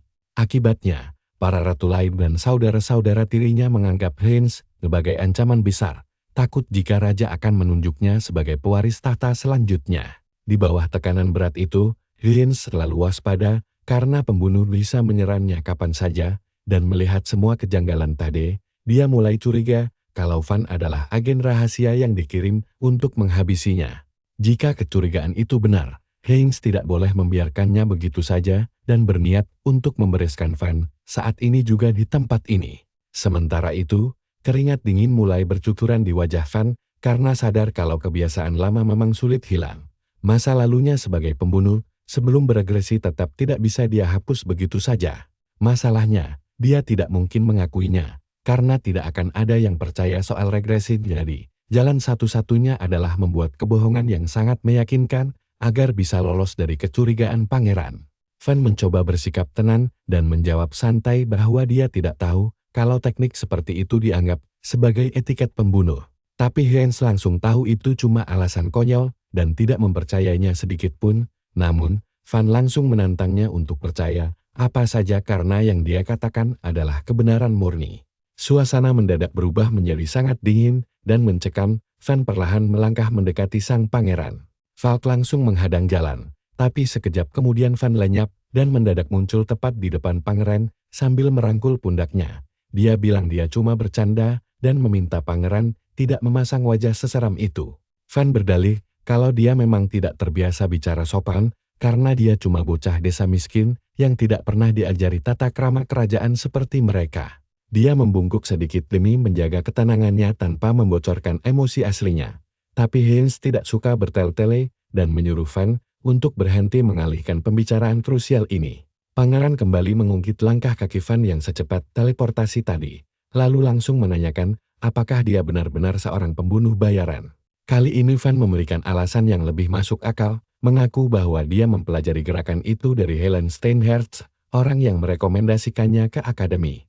Dia berbohong bahwa wanita itu menyarankannya untuk selalu menyembunyikan teknik bertarungnya karena ilmu bela diri adalah satu-satunya senjata andalannya. Dalam hati Van merasa bersalah karena menjual nama wanita itu tanpa izin. Tapi untungnya jawaban itu berhasil meredakan ketegangan sang pangeran. Bahkan Ralph tampak sangat terkejut karena keluarga wanita itu sangat dihormati di kerajaan. Mendengar nama besar itu, sang pangeran langsung teringat pada sosok yang dijuluki si wanita bunga es. Dia tahu betul bahwa wanita itu adalah salah satu tokoh terkuat di akademi. Satu-satunya hal yang membingungkan baginya adalah bagaimana mungkin orang seperti dia menguasai teknik pembunuh bayaran. Tapi sang pangeran tidak mau ambil pusing lagi. Lagi pula dia yakin keluarga Steinherz tidak mungkin terlibat dalam konspirasi pembunuhan pangeran sepertinya. Ralph lalu menyela dengan nada ketus, menanyakan kenapa sosok hebat sekelas Helen Sudi merekomendasikan rakyat jelata miskin yang tidak punya nama seperti Van. Van hanya menjawab singkat bahwa dia juga tidak tahu alasannya, karena wanita itu cuma menyuruhnya datang ke akademi membawa surat rekomendasi tersebut. Sang pangeran menduga kalau Helen berniat melatih Van secara pribadi untuk dimasukkan ke keluarganya. Mendengar itu, Para bangsawan lain mulai setuju setelah melihat kehebatan bertarung Van secara langsung. Setelah kejadian itu, sang pangeran akhirnya melunakkan suaranya dan mengucapkan terima kasih dengan sopan. Dia mengakui kalau dia bisa saja celaka jika harus menghadapi monster itu sendirian. Pangeran tanpa ragu bilang kalau dia berutang nyawa pada Van, bahkan sedikit membungkuk untuk menunjukkan rasa hormatnya, tapi Van tetap saja cuek bebek dan dengan santai bilang kalau mereka bertarung sama sekali bukan demi pangeran. Falk langsung memarahi sikap tidak sopan itu, tapi protagonis kita ini sama sekali tidak peduli. Apalagi setelah semua perjuangan berat yang dia lewati. Sang pangeran diam-diam mencatat hal ini, menyadari bahwa bocah itu lebih memilih menyindirnya daripada meminta imbalan. Begitu waktu ujian berakhir, murid-murid mulai kembali keluar dari dalam hutan. Sebagian berhasil mengumpulkan bunga, tapi sisanya pulang dengan tubuh babak belur, kelelahan, dan tangan kosong. Rasa cemas menyelimuti mereka yang gagal, karena bingung harus menghadapi keluarga mereka seperti apa nanti. Di sisi lain, profesor yang licik itu mulai panik, karena sang pangeran tidak kunjung kembali ke perkemahan. Padahal dia sudah memastikan hanya monster lemah yang ada di hutan, agar pangeran bisa menang dengan mudah. Yang membuatnya makin gelisah adalah kenyataan bahwa Hellsboar juga tidak menampakkan batang hidungnya. Tepat saat itu, kelompok berisi 4 orang akhirnya keluar dari hutan. Profesor sempat merasa lega melihat sang pangeran selamat tanpa luka. Tapi rasa lega itu langsung berubah jadi kemarahan begitu melihat Van. Sang penguji menyapa bocah kita dan bertanya apakah dia baik-baik saja. Namun, si profesor malah kehilangan kendali diri dan berteriak bahwa seharusnya bocah itu sudah mati sekarang. Pasang wajah polos, Van bertanya apa ada masalah. Kalau dia hidup, profesor langsung sadar salah bicara dan buru-buru menenangkan diri. Dia beralasan cuma kaget melihat Van hidup, tapi dengan santai Van membalas bahwa dia juga tidak sendirian. Nah, kalian harus lihat ini. Bocah-bocah itu keluar sambil kesusahan menyeret barang bawaan super besar. Profesor hampir kena stroke melihatnya. Bahkan penguji sampai terbelalak heran melihat monster sihir yang diseret itu. Para murid menjelaskan bahwa mereka curiga ada yang mengirim monster ini untuk membunuh pangeran. Jadi mereka membawa kepalanya sebagai bukti. Kedua instruktur langsung terdiam karena alasan berbeda. Penguji bingung bagaimana bisa monster seberbahaya itu berkeliaran di hutan. Sedangkan sang profesor sok berat karena rencana pembunuhannya gagal total menghabisi targetnya. Semua mata tertuju pada sang profesor saat dia kembali lengah. Untungnya, pangeran menyelamatkannya dengan memuji kelompok itu secara terbuka, tapi melihat pangeran sehat walafiat, rasa kecewa sang profesor justru semakin mendalam. Sang penguji bertanya dengan sopan, apakah pangeran ikut bertarung? Pangeran menjawab dengan tenang bahwa dia cuma menonton dari pinggir lapangan saja sepanjang pertempuran. Saat itu juga, si profesor sadar dia sedang berada di ujung tanduk. Kalau sampai ketahuan dia melepaskan monster demi menyerang pangeran, karir dan nyawanya dipastikan bakal tamat. Pangeran lalu bertanya dengan wajah polos kenapa wajah profesornya pucat sekali. Si profesor langsung putar otak dan buru-buru memuji pencapaian pangeran yang dianggapnya berhasil membantai monster sekuat itu. Sang pangeran meluruskan ucapan itu, mengingatkan Profesor Pikun tersebut bahwa dia sama sekali tidak melakukan apa-apa. Pahlawan sebenarnya adalah murid-murid yang lain. Yang terpenting, Van adalah sosok kunci yang menyelamatkan nyawa mereka semua sendirian. Kabar ini mengejutkan kedua instruktur, bahkan semua orang tidak percaya kalau seorang Galda bisa sekuat itu. Ralph langsung mendukungnya. Dia bilang pengetahuan sihir Van sangat tidak normal untuk ukuran seorang Galda. Sementara itu, Beatrice dengan malu-malu membenarkan pujian pangeran terhadap kemampuan Van. Profesor hanya bisa melongo, menolak menerima kenyataan bahwa seorang Galda merebut seluruh perhatian. Namun pangeran memberi pukulan telak, berkata itu sangat wajar bagi orang pilihan keluarga Steinhardt. Van sendiri sebenarnya tidak belajar banyak dari Helene, tapi dia memilih diam saja. Setelah itu, rumor tentang kehebatan Galda pilihan Sang Ice Blossom Lady langsung menyebar luas. Penguji pun mendatangi bocah kita untuk menyampaikan rasa terima kasih yang mendalam. Menyelamatkan pangeran adalah jasa terbesar bagi kerajaan, namun dengan cueknya, Van membantah hal itu karena dia tidak berniat melindunginya. Kejadian itu murni cuma efek samping dari mengalahkan si monster. Setelah berkata demikian, dia mengalihkan topik ke hal yang lebih penting. Satu persatu dari mereka mengeluarkan bunga biru. Sang penguji pun menatap profesor dengan penuh harapan. Meski hatinya sakit setengah mati, sang profesor terpaksa membuat pengumuman resmi. Dia menyebut nama ketiga bocah itu, dengan berat hati memasukkan nama Fang, dan menyatakan mereka semua lulus. Sekarang pahlawan kita resmi menjadi murid akademi. Setelah semuanya beres, Pangeran memerintahkan sang penguji untuk menyelidiki secara menyeluruh bagaimana monster berbahaya itu bisa lolos ke hutan. Adegan kemudian berpindah ke upacara penyambutan akademi. Sang kepala sekolah menegaskan kepada semua murid baru bahwa tempat ini bukan sekadar untuk mereka yang jago sihir saja. Tujuannya adalah mencetak satria mulia yang bertarung melindungi kerajaan, berdiri di antara para penyihir hebat. Fan merasa sangat puas karena nasib hidupnya kini sudah berubah jauh lebih baik. Di kehidupan pertamanya, dia bahkan tidak pernah bermimpi bisa menginjakkan kaki di akademi ini. Dari kejauhan, Helain diam-diam memperhatikan sang jenius muda yang berpotensi menghancurkan diskriminasi terhadap kaum Galda. Setelah itu, dia berjalan menyusuri lorong menuju pintu berdekorasi mewah. Di dalam ruangan, ada meja bundar berisi 5 kursi dengan hanya 1 kursi saja yang masih kosong. 4 orang lainnya menatap tajam gadis yang telah menguji kesabaran mereka. Sang putri pedang, Karina Reutel, langsung menyindir Helain karena datang terlambat dengan wajah tanpa dosa. Sementara itu, Amelia Rodovald tetap tenang dan hanya menanyakan tujuan pertemuan mendadak ini. Si Quickfish, Arnold Clavis, menyatakan bahwa malam ini cuma ada satu agenda penting. Pangeran ke-8 Leonis memperjelas semuanya. Agenda mereka adalah memutuskan apa yang harus dilakukan pada sang penyusup. Dengan bingung, Amelia bertanya-tanya apa maksud ucapan sang pangeran tersebut. Arnold kemudian menjelaskan bahwa masuknya murid Galda pertama dalam sejarah akademi telah menimbulkan kegemparan yang sangat luar biasa di kalangan para bangsawan. Jujur, situasi ini bikin tensi makin panas. Karina bahkan mengejek kalau lama-lama monster pun boleh sekolah di sini. Namun yang paling murka adalah Leonis. Dia langsung menatap Helain dari jajaran Five Radiant Crowns. Dia menuntut penjelasan kenapa Helain berani merekomendasikan seorang Galda kotor ke akademi terhormat mereka. Di akademi ini, para bangsawan dan penyihir hebat dari seluruh kerajaan berkumpul bersama. Di antara para elit pun perselisihan akibat harga diri sering terjadi. Untuk mengatasinya, 5 murid terpilih yang disebut Five Radiant Crowns memegang kendali penuh atas kedisiplinan akademi. Leonis menuntut penjelasan tegas, mengapa orang sekelas Helain bisa mengambil keputusan sebodoh itu?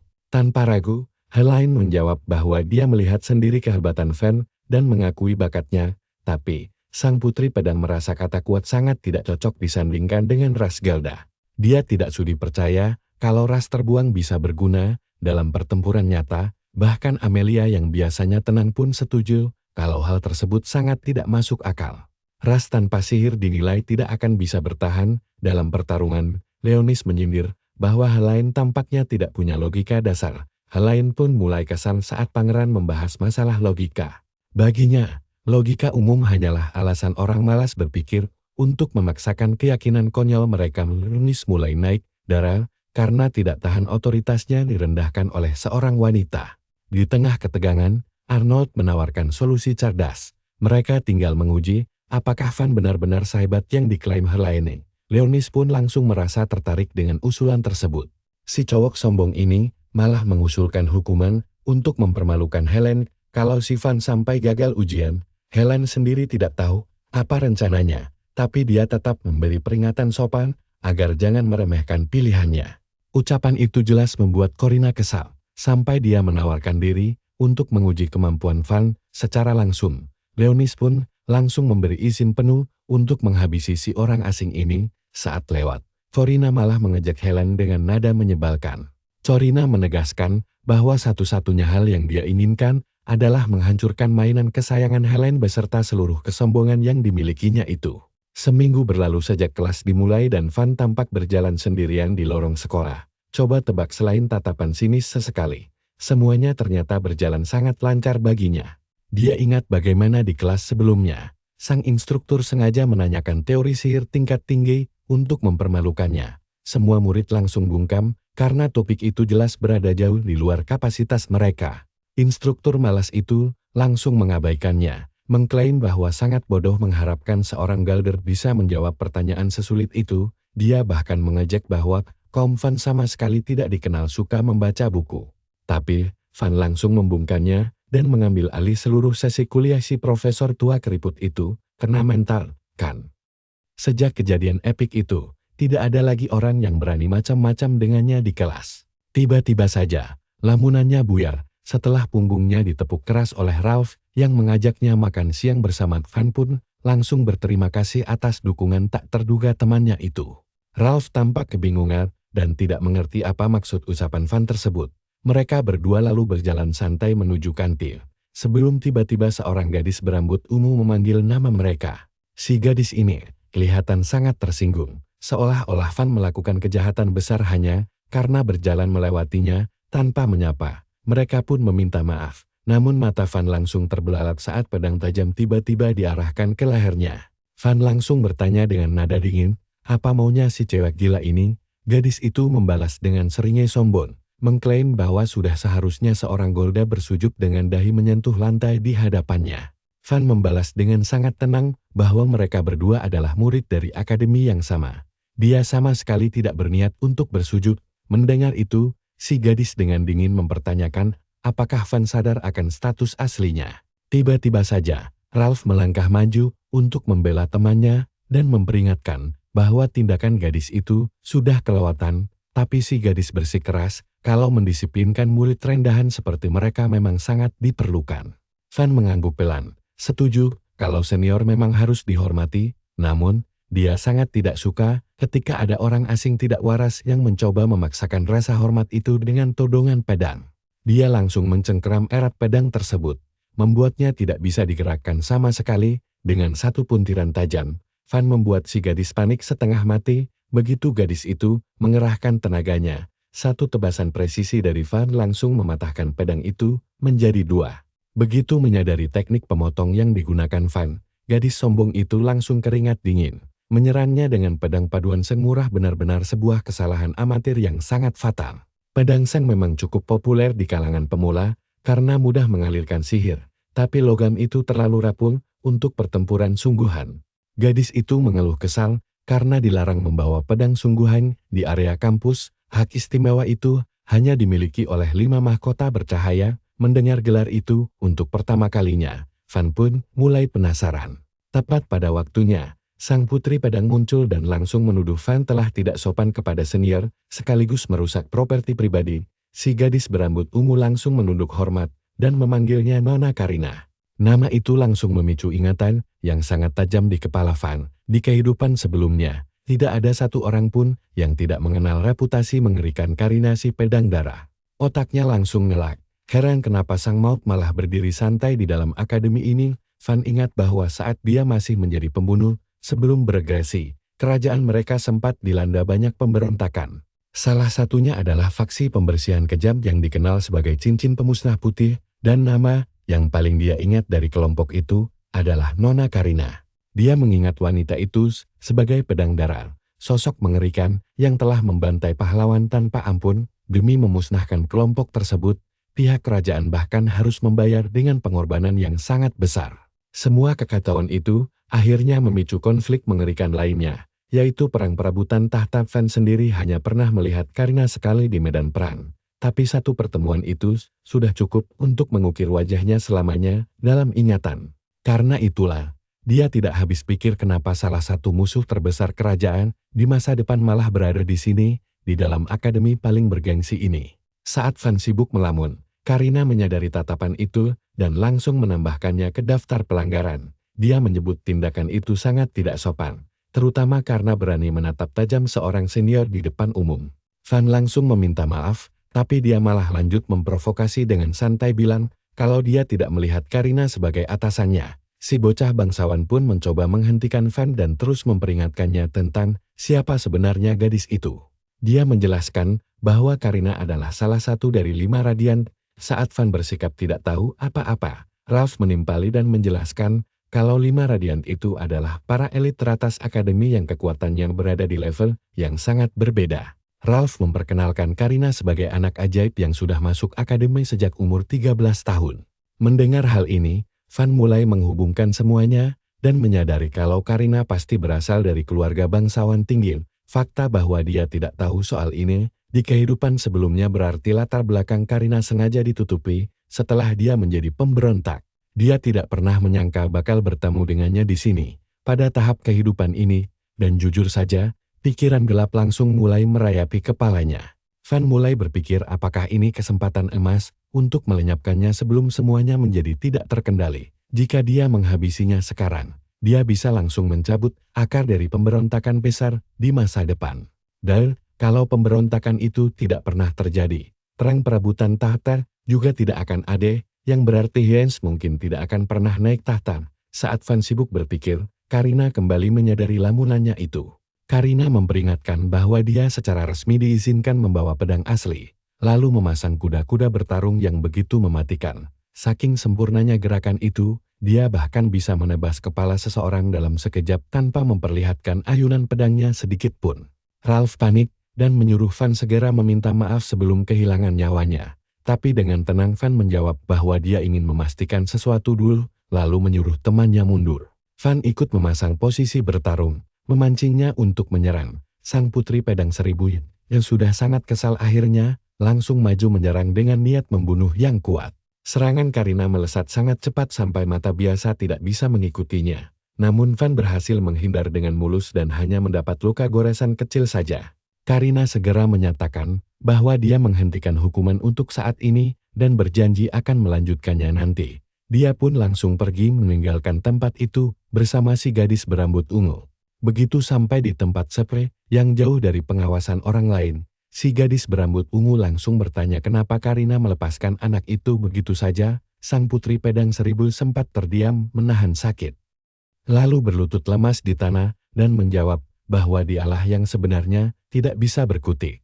"Sie makes it clear that this incident must not reach anyone else is ours, while revealing the injury she sustained from the boy's encounter." Karina ingat pernah melihat teknik ini di buku bela diri kuno, yang dikenal sebagai titik mati saraf. Ini adalah titik vital yang langsung menyerang sistem saraf, membuat korbannya lumpuh total dan tidak bisa berjalan normal. Si gadis berambut ungu lalu bertanya, apakah pertarungan tadi berakhir seri? Tapi Karina hanya diam saja. Dalam hatinya, dia sangat yakin kalau hasilnya sama sekali tidak seri.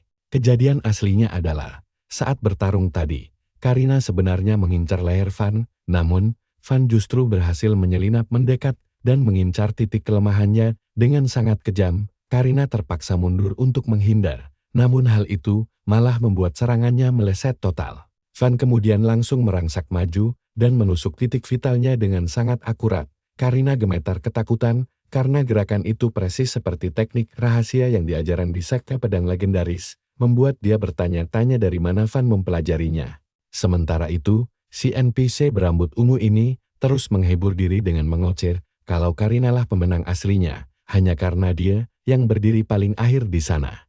Sang putri pedang pura-pura setuju dengannya, tapi jauh di dalam hati dia tahu yang sebenarnya titik vital yang ini tidak benar-benar membunuh orang, melainkan rasanya cukup sakit setengah mati, jadi jurus ini sengaja dilakukan. Kalau ini pertarungan hidup atau mati, dia sangat yakin dirinya sudah mendapat tiket kelas ekonomi langsung menuju ke akhirat.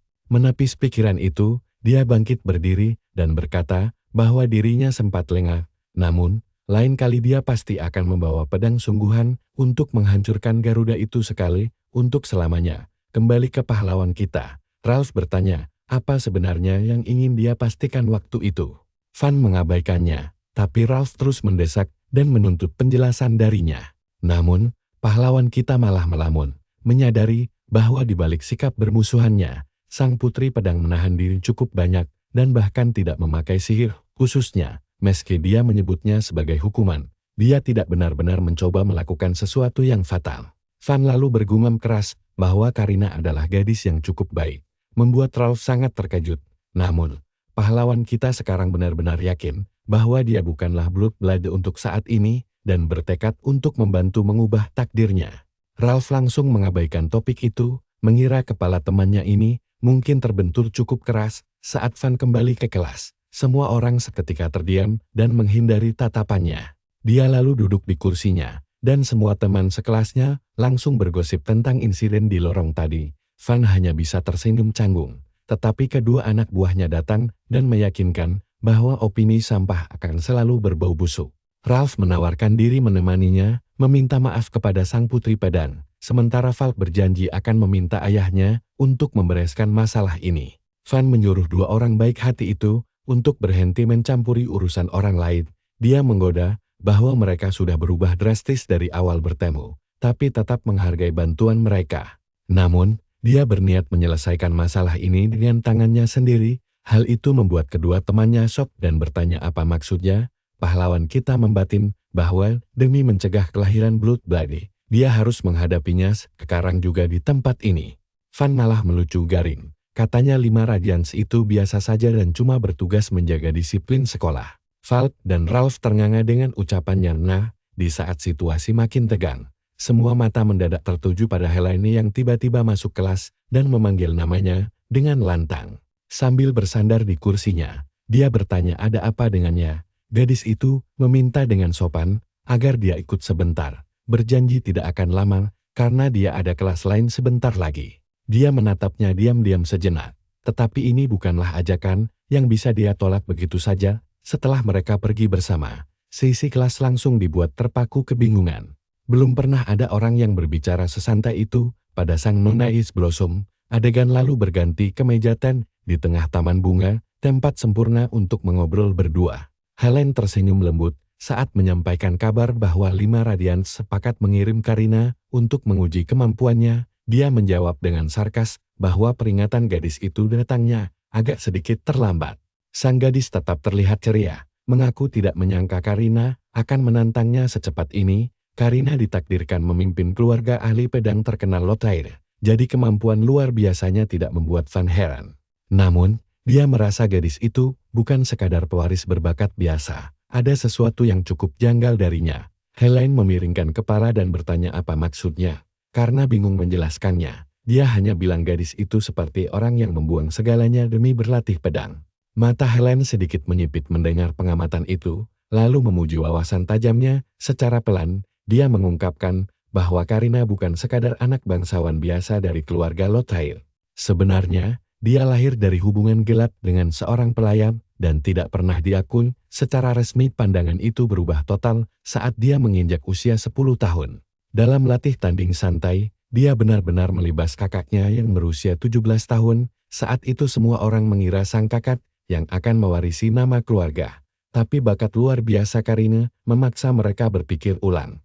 Meskipun menghadapi kebencian dan rasa cemburu seumur hidupnya, dia akhirnya tetap ditunjuk menjadi kepala keluarga berikutnya tanpa peduli status kelahirannya.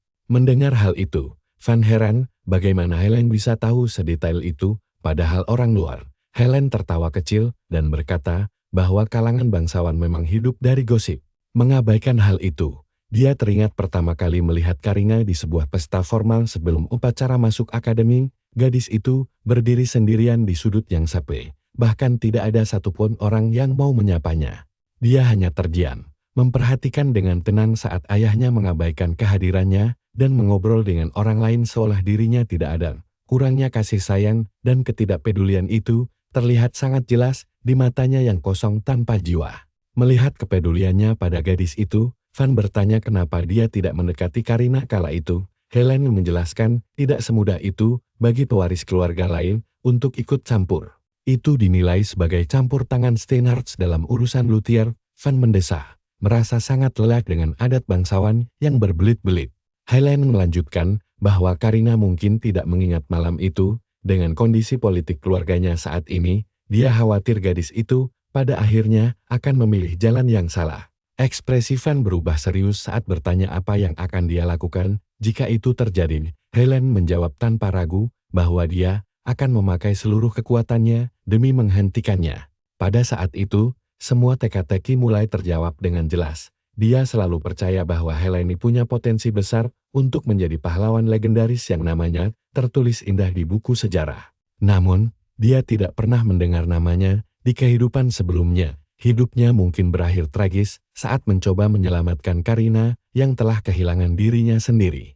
Seakan bisa membaca pikirannya, Helene memperingatkan agar dia tidak bersikap terlalu melankolis padanya. Gadis itu tetaplah pendekar pedang kejam dan jenius yang tidak akan ragu menebasnya. Si cowok menjawab dengan percaya diri bahwa dia sangat paham, dan obrolan ini justru membuatnya makin termotivasi. Dia menatap matanya dalam-dalam dan bersumpah akan menghapus semua penyesalan gadis itu. Di kehidupan lalunya, Karina tidak terbendung, tapi kali ini dia punya kesempatan menghentikan ancaman itu langsung dari akarnya. Terkejut dengan tekadnya, Helen mengaku merasa agak lega dan memang berharap dia bersedia membantunya. Namun, ucapan saja tidak ada gunanya. Dia bertanya apakah Van tahu cara untuk menangkis ilmu pedang Karina yang tak terkalahkan itu. Van meyakinkannya bahwa dia tahu, lalu mengajaknya bertemu sepulang sekolah untuk membuktikannya. Malam harinya, Ralph dan Falk pergi ke dalam hutan untuk mencarinya. Falk merasa agak tidak nyaman karena harus menguntit teman mereka seperti ini. Sementara itu, Ralph merasa sangat curiga kemana dia menghilang tanpa pamit sepatah kata pun. Sangat mustahil tidak penasaran setelah melihatnya menyelinap ke hutan berdua saja dengan sang putri es. Falk mencoba mengabaikannya dan mengalihkan pembicaraan. Saat itulah mereka melihat pahlawan kita berdiri kokoh tepat di tengah badai es membekukan di depannya. Helen tidak main-main dan menghujaninya dengan tombak kas tajam tanpa ampun. Begitu mendengar suara panik mereka, dia langsung menoleh ke belakang, namun sang putri es yang kejam tidak mengenal kata jedan. Dia menghukumnya karena lengah di tengah pertarungan, melepaskan ribuan duri dari kebun esnya. Sial, ngeri banget sulur es raksasa melesat, membuat Ralph dan Falk langsung menyesali pilihan hidup mereka. Di saat kritis itu, Van melayangkan satu tebasan yang sangat terfokus, menghancurkan seluruh serangan dalam sekali pukul. Dia berbalik dengan senyum usil, berkata bahwa kedatangan mereka sangat tepat waktu. Dia mengajak mereka bergabung dengan Helen untuk menyerangnya, menyombongkan diri bahwa dia kesulitan mencari tantangan sejati di sini. Simon tiba-tiba datang menyapa Karina. Karina yang sedang bad mood langsung bertanya apa yang diinginkan sang pangeran. Simon menjawab bahwa dia tidak berniat mendesaknya, tetapi dia cukup penasaran dengan apa yang direncanakan gadis itu untuk mengatasi Garuda dalam duel nanti.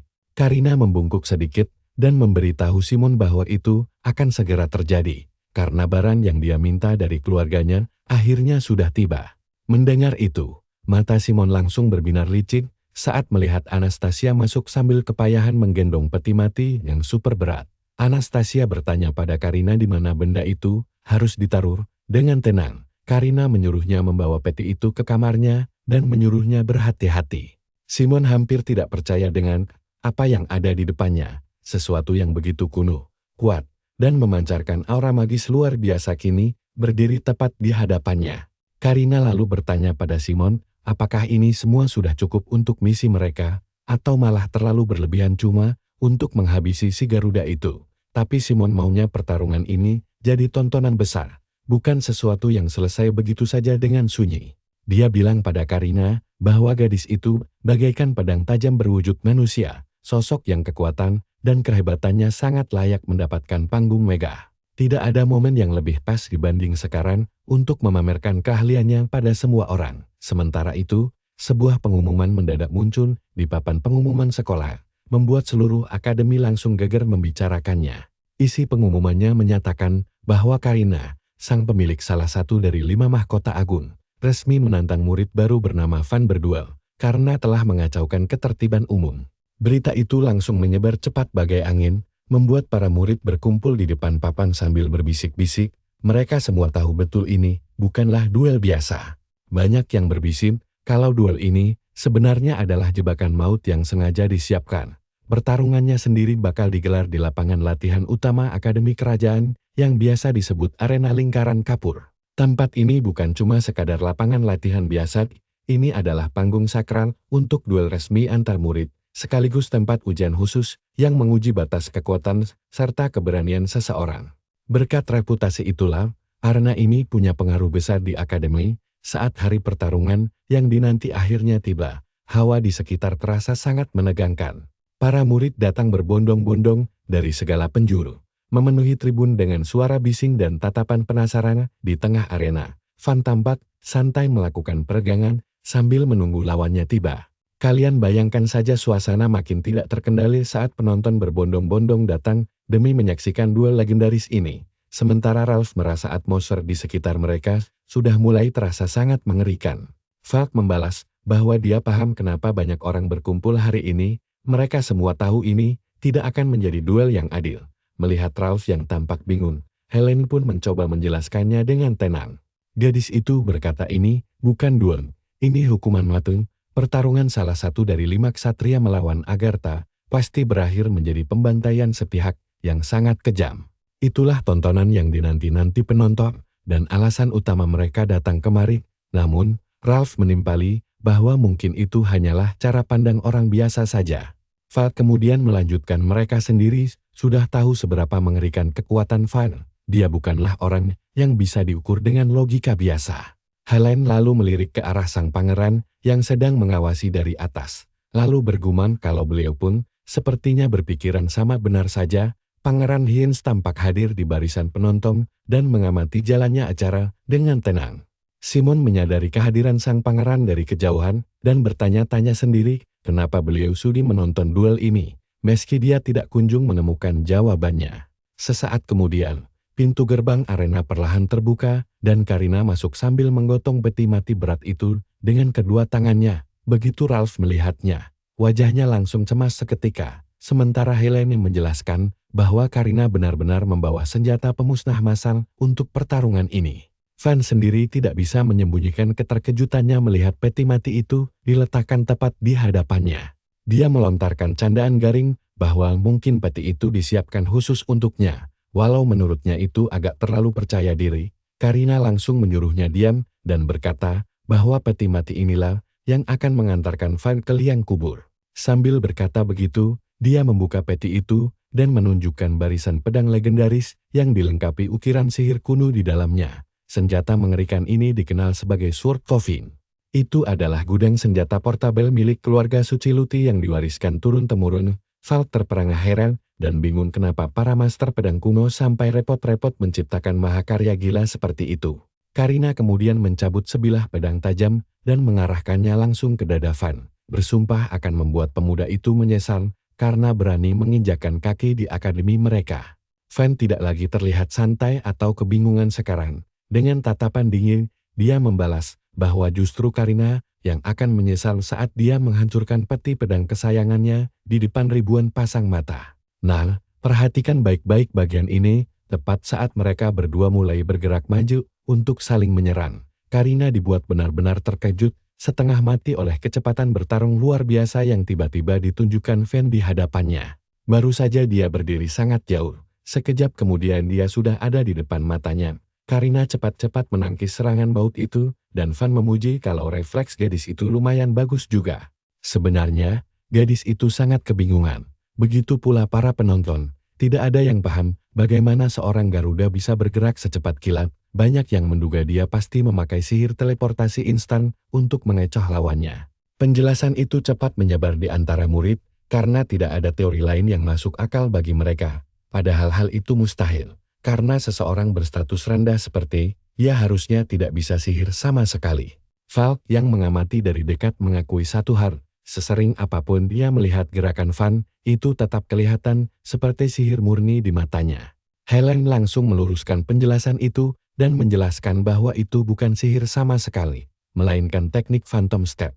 Biasanya, orang bergerak maju dengan menghentakkan kaki ke tanah, lalu tubuh mereka baru mengikuti secara bertahap dalam beberapa gerakan terpisah. Tapi Van tidak melakukannya seperti itu, dia meluncurkan seluruh tubuhnya ke depan dengan mengontrol pusat gravitasi tubuh, lalu memanfaatkan putaran pinggul untuk menciptakan daya dorong besar. Itulah rahasia pergerakan kakinya yang luar biasa. Berkat teknik kaki tersebut, dia terlihat meluncur mulus, seolah ada pegas raksasa tersembunyi di balik telapak kakinya. Walau sudah dijelaskan panjang lebar, Ralph dan Falk tetap saja bingung memikirkannya. Intinya, saat berhadapan dalam jarak dekat, gerakan itu benar-benar terlihat persis seperti kemampuan teleportasi. Saat pertama kali Helen melihatnya di hutan Garuda dulu, dia pun menyangka itu adalah sihir. Falk langsung bersemangat karena sadar Van pasti menang dalam pertarungan jarak dekat, di mana pedang panjang musuh sulit diayunkan. Namun, alur pertarungan mendadak berubah di luar dugaan. Karina tiba-tiba menerjang maju dan menebas berkali-kali secara membabi buta, memaksa Van mundur hingga lengan kirinya terkena goresan tipis pedang. Karina rupanya sadar kalau pemuda itu ingin mendekat demi menghindari jangkauan pedangnya. Satu hal yang Van tidak perhitungkan adalah pedang panjang memiliki bagian tumpul di dekat gagang yang disebut Richaso. Dengan teknik bernama half swording, seorang ksatria bisa menggenggam bagian Richaso itu untuk mengendalikan ayunan pedangnya secara penuh meski dalam jarak dekat sekalipun. Ralph ingat pernah mendengar taktik perang ini digunakan di medan tempur sungguhan, tapi dia tidak menyangka seorang putri bangsawan anggun mau berlatih teknik kasar seperti itu. Val pun mulai menyadari bahwa rumor tentang Karina sebagai penerus Sword Sign bukanlah bualan belaka. Sementara itu, Helene masih terus mengamati pertarungan sengit di depannya dengan sangat jeli. Baginya, keputusan itu adalah langkah yang sangat berbahaya jika lawannya adalah orang seperti Van. Saat Karina meransak maju lagi, Van membalas lewat pukulan cepat yang mendarat telak hingga membuatnya terdorong ke belakang. Tidak mau memberi napas, Van maju lagi untuk terus mendesak. Simon yang melihat kejadian itu dari jauh tampak cemberut kesal karena menganggap Karina hanya pasrah dipukuli tanpa membalas. Anastasia berbisik menjelaskan bahwa bagi seorang pendekar pedang sihir, jenis serangan fisik tanpa energi sihir itu justru sangat sulit untuk diprediksi maupun dihindari. Karena Van bertarung tanpa sihir, setiap serangannya jadi tidak bisa ditebak sama sekali. Tetapi Karina sendiri tampak sangat tenang, karena seluruh tubuhnya sudah dilindungi oleh pelindung sihir yang tebal. Dia sangat yakin serangan fisik biasa tidak akan pernah bisa menembus pertahanannya, kecuali jika Van tiba-tiba menggunakan sihir. Tiba-tiba saja, suara dengungan tajam meledak di dalam telinganya seolah gendang telinganya pecah, dan sensasi merah membara langsung menjalar ke seluruh tubuhnya. Sambil sempoyongan, karena shock, dia menuntut penjelasan dari Van tentang apa yang terjadi. Tapi cowok itu cuma tersenyum licik. Van meledek, kalau konsentrasi sihirnya payah gara-gara asal-usulnya yang kampungan, membuat amarah Karina makin membara. Setelah itu, Van menjelaskan kalau jurus barusan bernama telapak udara. Jurus ini memanfaatkan tekanan angin kencang yang dilepaskan dari hantaman telapak tangan. Kekuatan udara yang terkompresi itu merambat sebagai gelombang kejut yang langsung menghantam saluran labirin di bagian dalam telinganya. Penjelasan itu menggema di arena sementara para penonton menahan napas menyaksikan pemandangan gila di depan mata mereka. Tuan Putri Pedang yang sombong, Karina, ternyata bisa dipukul mundur. Simon berdiri kaku menyaksikan mundurnya sang putri, dan rasa kesal mulai membakar dadanya karena baginya sangat memalukan melihat seorang bangsawan tampak lemah di depan umum. Di tengah perjuangan Karina menahan dengungan menyiksa di kepalanya. Van dengan santai bertanya, apakah duel ini sebaiknya disudahi saja? Tepat setelah berucap begitu, dia langsung melesat maju untuk menghabisinya. Tapi tunggu dulu, lihat senyum mengerikan di wajahnya. Saat itu juga, semua orang sadar ada yang tidak beres. Mundurnya sang putri bukanlah kelemahan. Siasat murni. Dia mendadak menghantamkan pedangnya ke tanah. Gelombang kekuatan dahsyat meledak keluar, menggetarkan lantai arena, dan menerbangkan puing-puing batu ke segala arah. Penonton panik. Van sendiri langsung bersiap menahan diri sambil mengamati arah serangan. Sejauh mata mendongak, dia hanya melihat pedang biasa yang dialiri energi mana. Tanpa hantaman langsung pun, hempasan kekuatannya sudah cukup untuk menggetarkan tubuh Van. Karina lalu sesumbar, kalau inilah alasan generasi Santo Pedang mendedikasikan hidup demi menguasai teknik pedang Heavenfall. Van juga menyadari kelemahan jurus tersebut, karena pedang itu sendiri tampak kesulitan menahan beban energi raksasa di dalamnya. Di sisi lain, Simon akhirnya bisa tersenyum lebar lagi. Dia yakin kalau Karina sengaja menahan diri sejak tadi, dengan tingkat kekuatan sedahsyat ini. Sudah sangat jelas di matanya kalau Van tidak akan sanggup bertahan.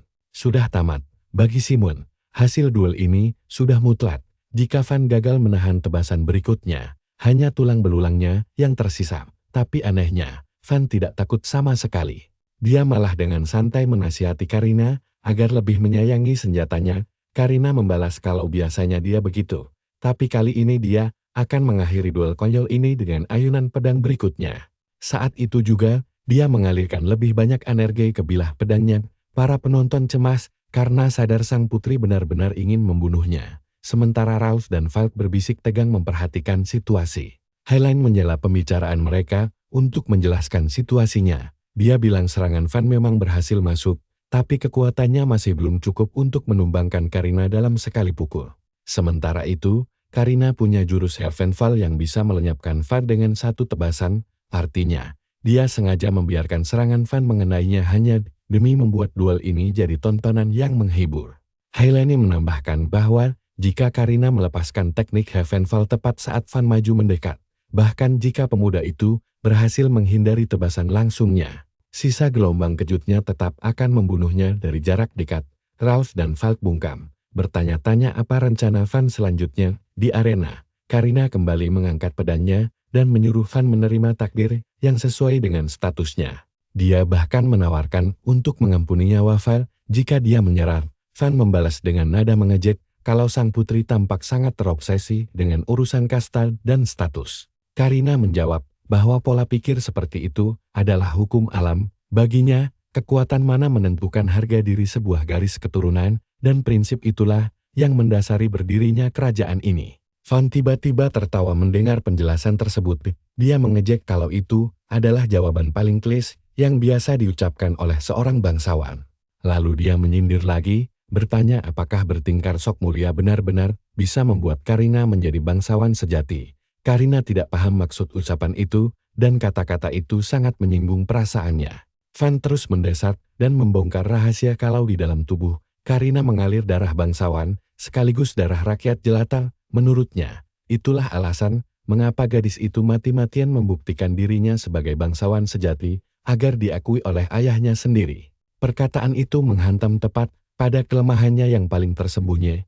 Karina membeku seketika, karena dia tidak habis pikir bagaimana bisa pemuda asing itu mengetahui rahasia pribadinya. Kemarahannya meledak tak terkendali, membuat dia menyalurkan lebih banyak energi ke pedangnya. Para penonton makin mencemaskan keselamatan Van seiring meningkatnya ketegangan, namun Helen langsung paham siasat cerdik pemuda itu. Dia tahu Van sengaja memancing emosi Karina agar gadis itu melancarkan serangan habis-habisan tanpa berpikir panjang. Di sisi lain, Ralph tidak mengerti logika di balik tindakan nekat tersebut. Sindiran dari Van barusan sebenarnya bukan omong kosong belakang faktanya. Ucapan itu menusuk langsung ke rahasia terdalam Karina sekaligus rasa malu yang telah dia sembunyikan rapat-rapat selama bertahun-tahun. Dia selalu merasa seperti orang asing yang entar, bagaimana bisa menyusup ke lingkungan bangsawan. Meskipun putri seorang bangsawan, dia lahir dari rahim selir, sehingga dia merasa tidak pernah dianggap bagian dari keluarga itu. Sejak kecil, dia selalu memperhatikan para bangsawan dengan saksama dan mempelajari bagaimana cara mereka menjalankan tugas-tugas mereka. Namun, meski sudah menguasai semuanya, dia tidak pernah merasa diterima. Dia selalu merasa ada mata-mata tak kasat mata yang mengawasi dan menunggu kegagalannya, sebuah tekanan batin yang tiada henti.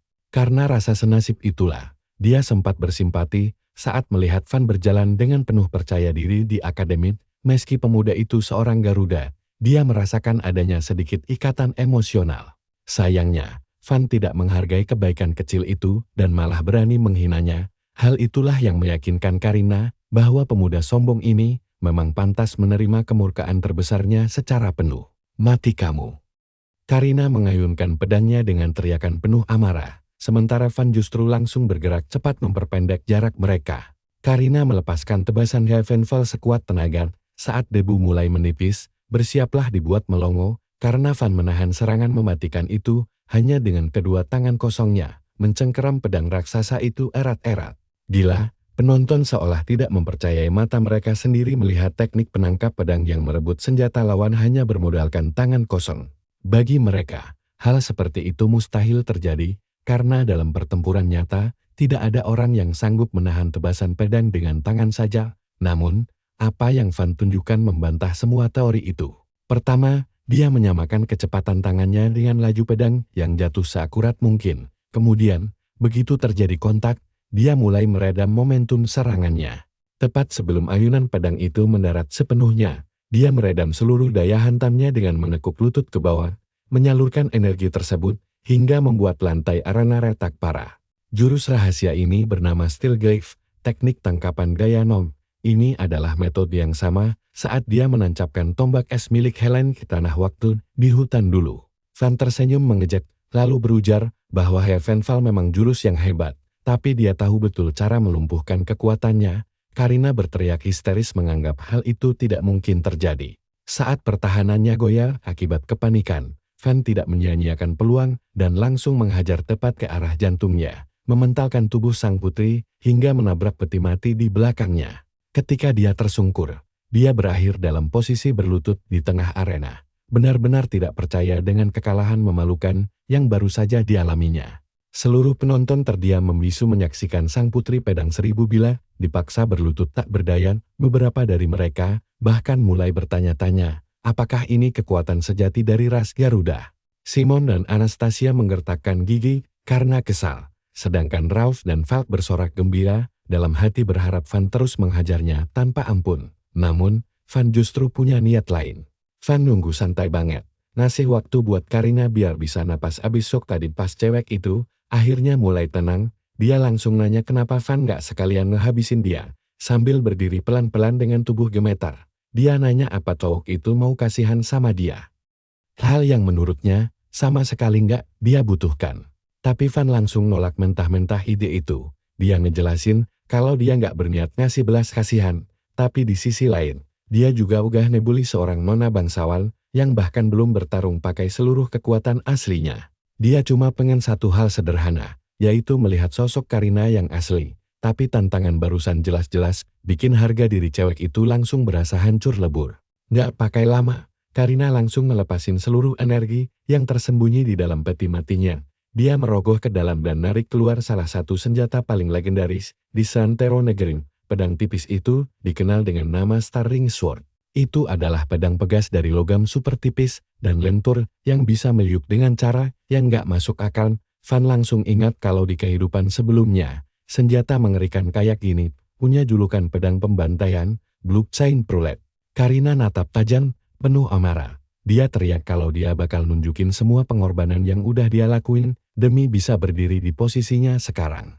Nah, kalian harus lihat ini, momen epik yang dari tadi ditunggu-tunggu sama Van akhirnya tiba.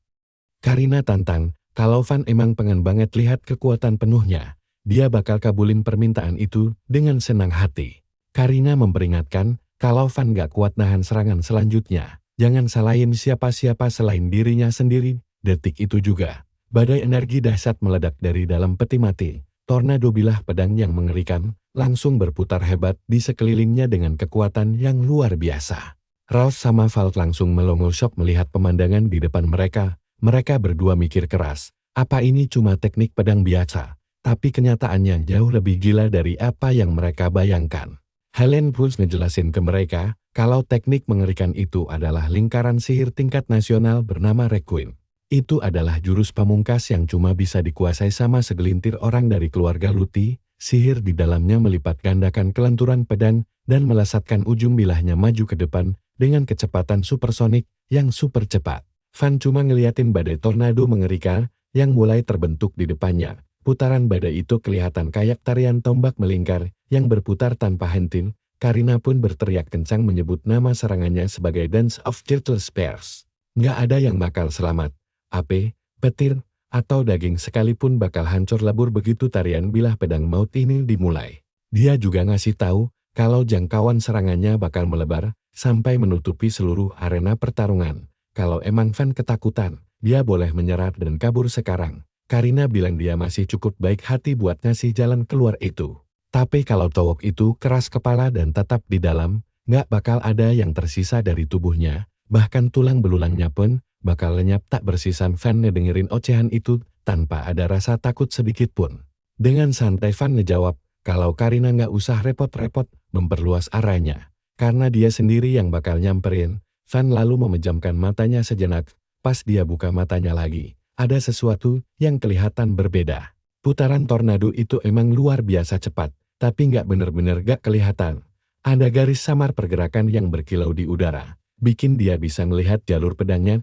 Di momen krusial itu, dia langsung mengaktifkan teknik bernama Tachetsia. Itu adalah fenomena aneh saat otak tiba-tiba mempercepat proses berpikirnya di bawah tekanan ekstrem. Mekanisme pertahanan alami manusia ini sangat membantu buat nemuin jalan keluar terbaik demi bertahan hidup di tengah kepungan informasi yang luar biasa padat. Orang biasa cuma ngalamin hal ini karena kebetulan, tapi Van udah bisa mengaktifkan kemampuan luar biasa ini kapanpun dia mau. Dilasih berbekal indera super tajamnya, dia nekat melangkah masuk ke tengah badai tornado, persis kayak dugaannya. Dia nggak hancur lebur, melainkan bergerak santai tanpa terluka sedikit pun.